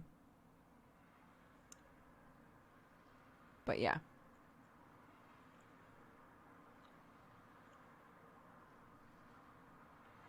There's definitely like, and she does this with both Sam and I. There's definitely like a heart swell that happens when you're coming down the stairs. Like say I've been streaming, right? And what is that noise? Say that I've been streaming and I'm coming down the stairs. If she hears me come down the stairs, she goes, "It's Mommy!" And she does the same thing with Sam. If Sam is streaming and she's still awake and he comes downstairs to grab something, she'll go, "It's Daddy!" It's so cute. It's so cute.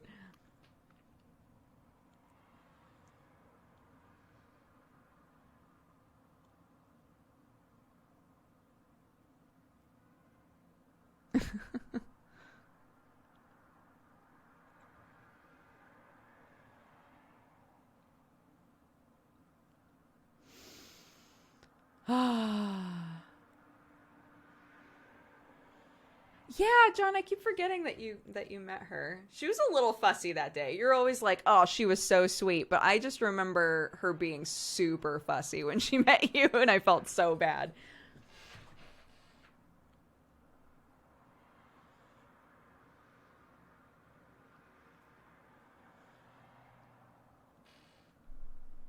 This is making me want to make a tiny human. What I always say is I'm very glad that I waited, because I've always wanted to be a mom. I've known that I was going to want to help raise humans. But I'm very glad that I waited to do that until I was like in a place where I felt like, yeah, I could do this now. And it's not that, I think sometimes people think that there's a point where you don't think that it's going to be terrifying and it doesn't scare the shit out of you. I don't think that point ever happens. When I found out I was pregnant, I was scared shitless. Like, oh my God. Fuck. I guess we're doing this now, right? But the checklist, I guess, of like, do I feel like I'm pretty stable? Do I feel like I'm at the right age for it? Like personally, right? And that's going to be different for everybody. Like, do I feel like I'm in a good place for this? And I was able to say yes, you know? So I'm glad that I was able to wait.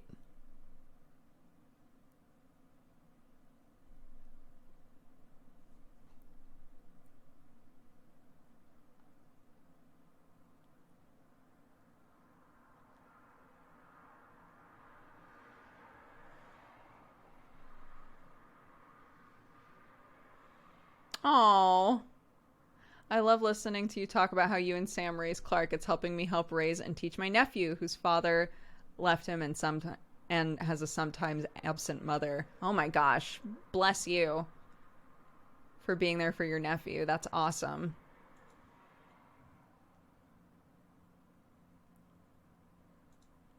Yeah, and I think, and I try to say this consistently as well. I think this idea that people who don't want kids also don't like kids is like the weirdest connection to make. Like, I don't understand. You like kids, but you don't want to completely dedicate a big chunk of your life to raising one. You must hate them. Like, it doesn't make any sense to me. I think that people can adore kids and love being around them and still not want to have one of their own, or still not want to like be a parent, you know? So yeah.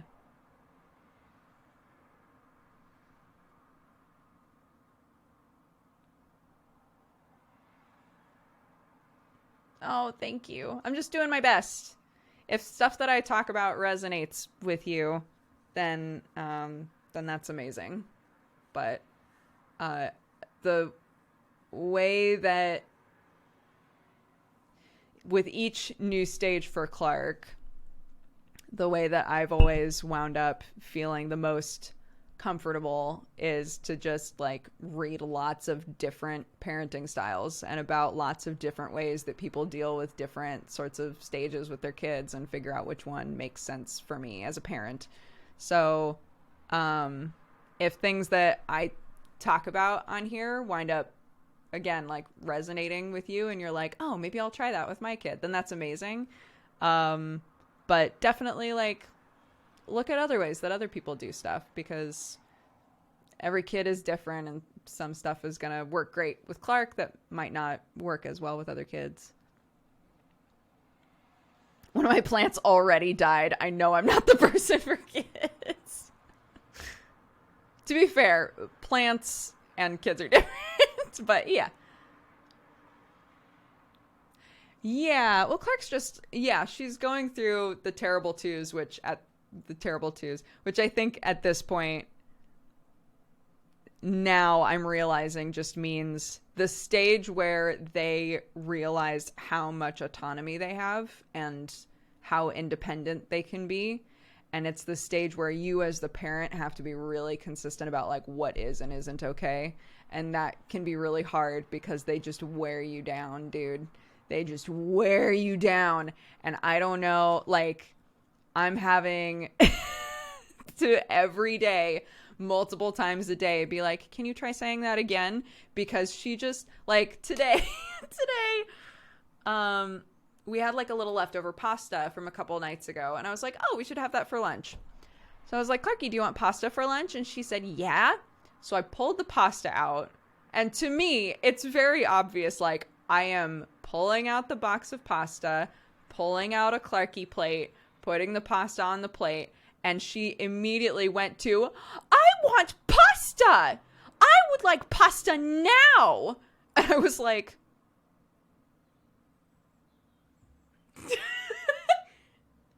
excuse me?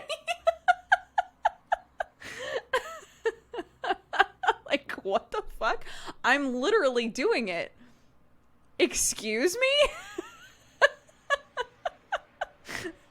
So having to like consistently do a thing of like, I'm sorry, I didn't understand what you said. Can you try saying that again? Which she now is starting to realize means you said that in a way that's not going to work for me. So can you try again? So a lot of times it winds up, if she's frustrated, it winds up being mostly the same, but with please at the end. Like, I would like pasta now, please. That kind of a thing. But overall, it's helping when she's like just sounding super whiny about something for no reason whatsoever. It's helping to be like, can you try saying that again? And she'll be like, I cannot, like, oh, that was the other one this morning was, I do not know where my dinosaur is. Where is my dinosaur? Like, really mad about it out of nowhere. And I was like, can you try asking that again, please? And she goes, Mommy, I don't know where my dinosaur is, please. And I was like, okay, let's go find your dinosaur, right? And of course, literally when you walked into the living room, it was just sitting right on the floor. And I was like, here's the dinosaur, right? But like having to consistently every time, and at this age, they whine everything. So having to consistently every time be like, can you say that again? Or like, I didn't understand. Can you try again? Can you say that differently? You get worn down so fast. But for the moments like that, where they're like, oh, right, I can say this a different way. That will probably be better. It takes a lot of time. It just takes a lot of time and consistency. And sometimes you're like, I wasn't consistent at all today because I just couldn't deal with it. I just couldn't deal with it.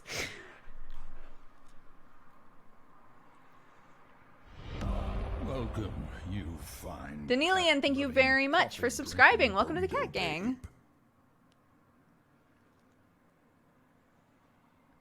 Oh, thank you. It's very fun. Again, it's really fun. It's so fun to raise a kid.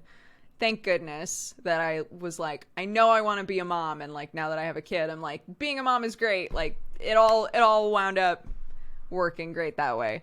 But yeah, it doesn't mean that stuff isn't hard.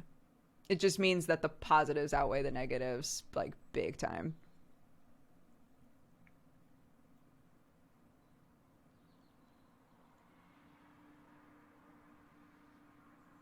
Please. Yeah, she says, please.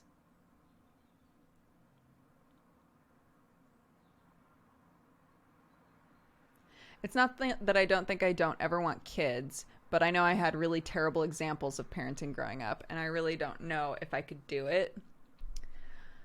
I mean, again, I do think that, like, we have so much, there's so much research and knowledge now about how kids work, like how their brains work, that I think with enough research and reading and all of that sort of stuff, you can get a good handle on, like, what were the things about how I was raised that I, as an adult now, know that I don't want to replicate, right? And some of these things, some of these, like more deeply psychological things, can sometimes take a couple of generations to work its way out. But in terms of, like, how do I want to approach my kids? What sort of things do I look back on negatively that I know I don't want to replicate? Like, what are the alternatives to that? I think that it's worth it to try and deep dive into that sort of stuff for yourself. And it doesn't always necessarily mean that you had, like, a traumatic childhood, but I think that most people can probably look at something about, you know, their life up to this point and be like, I might want to do things differently, you know? Like, I say that to myself, and I have an amazing relationship with my parents, but even for me, like, I'm able to say, I think I'm a different sort of parent, you know? I think the way that I want to approach this would work better, because I'm just a different person, right? Like, I think there's a different way to do things for me. So yeah, I think it's worth it to read as much as you can and see what sounds right and what you would want to try.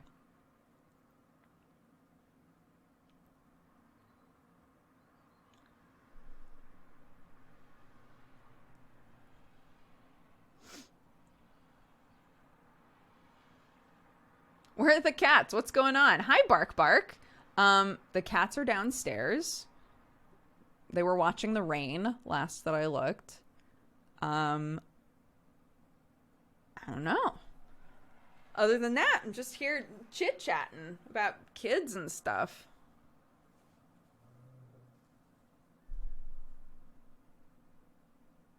Is rain better than the heat wave? I will always take being cold with rain and all of that.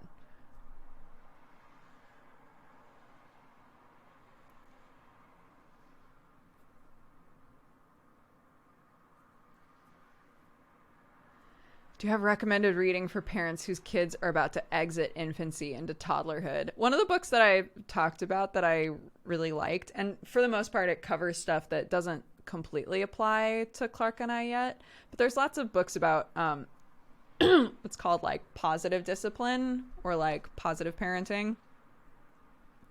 And one of them that I really liked is, that I've talked about before, is How to Talk So Your Kids Will Listen and Listen So Your Kids Will Talk, something like that.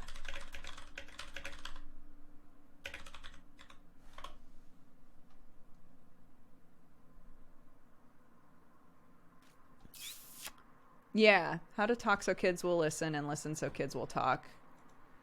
And it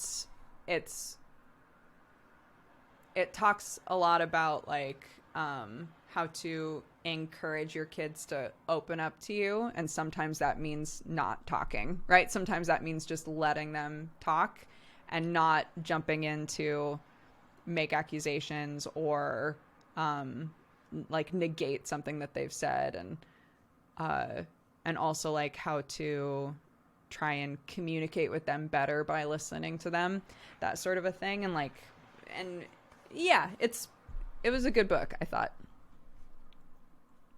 A typical parenting book title. Yeah. But I was pleasantly surprised by it. I liked it.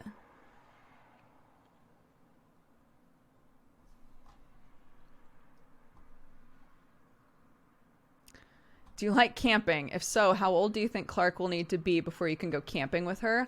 I actually have no idea how old kids should be before they go camping, but Clark is very suddenly in a deep I hate bugs thing. She adored them. Loved bugs. She still likes to watch them. Specifically the flying ones, though, she's like terrified of now. And Sam and I are like, what are we gonna do? Like, she wants to be outside all the time, but the second a bug is flying near her, she like freaks out. So hopefully that's just a stage that she'll work through, and it's just because she got like spooked by a bee. But yeah.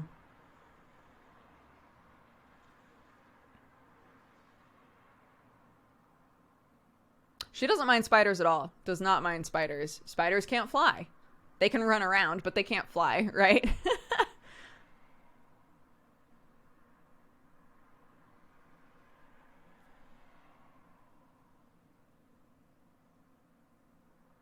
Oh, John.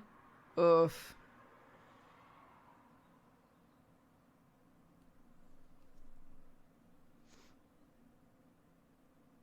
Knife age?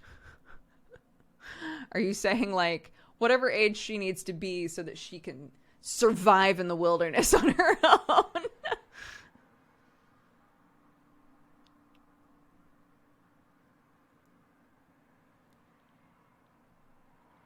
I mean, yeah, we go outside all the time.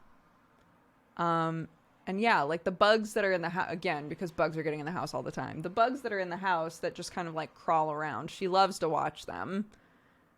It's like flies. She suddenly is terrified of flies.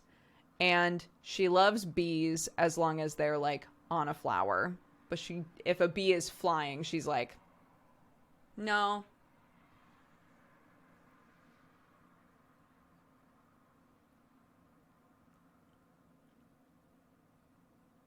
The short answer about camping is kids can do it as soon as you're willing to try. It can go great or terrible. I know people who almost never stopped camping with their newborns. My kid was easier to camp with at 3 than he is now at 6. Interesting. There are roly-polies here. Roly-polies have shown up in the house a couple of times and she loves them.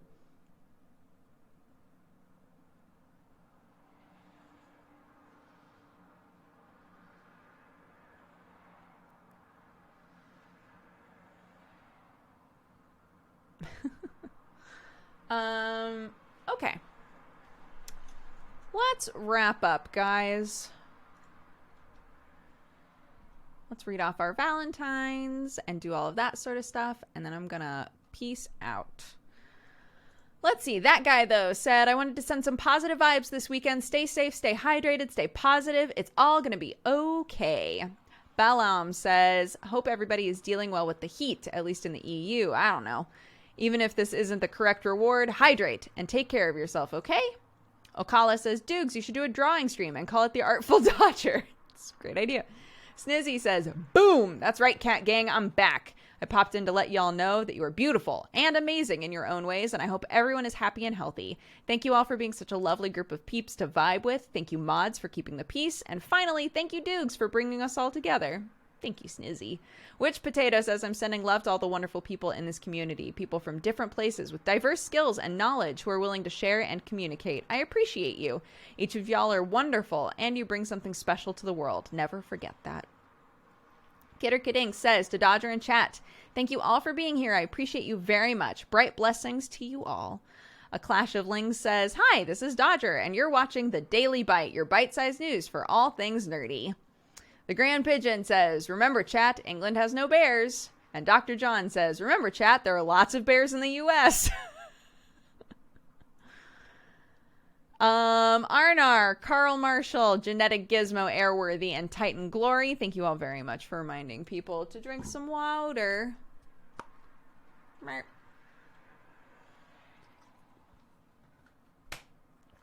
The Valentines are getting wild, I know. And we had our cheers. We'll do that right at the end. Let's see. Gift this to the first non-sub you see in chat. Okay, wait. Let me open up the channel because that'll make it easier. And then open up the gift a sub. And then Harbinger number 9. This is a gifted sub from PZN01.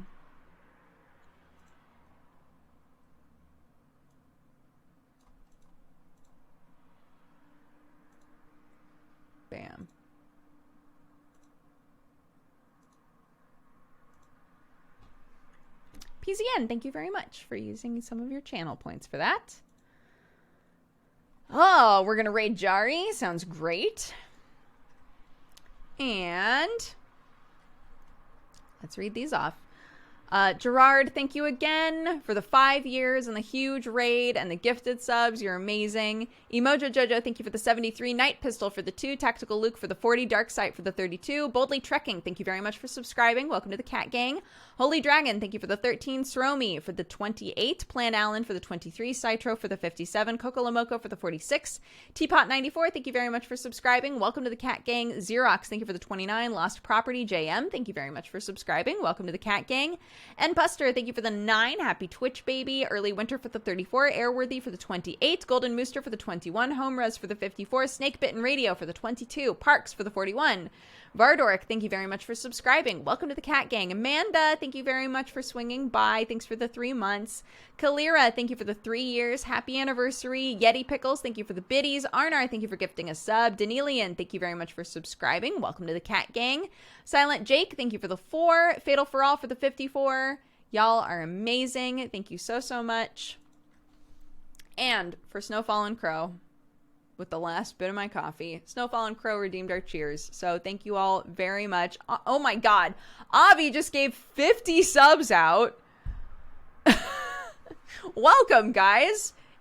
Amazing. Thank you very much, Avi. If you were gifted a sub just now or at any time during the stream, make sure you find out who it was and that you say thank you.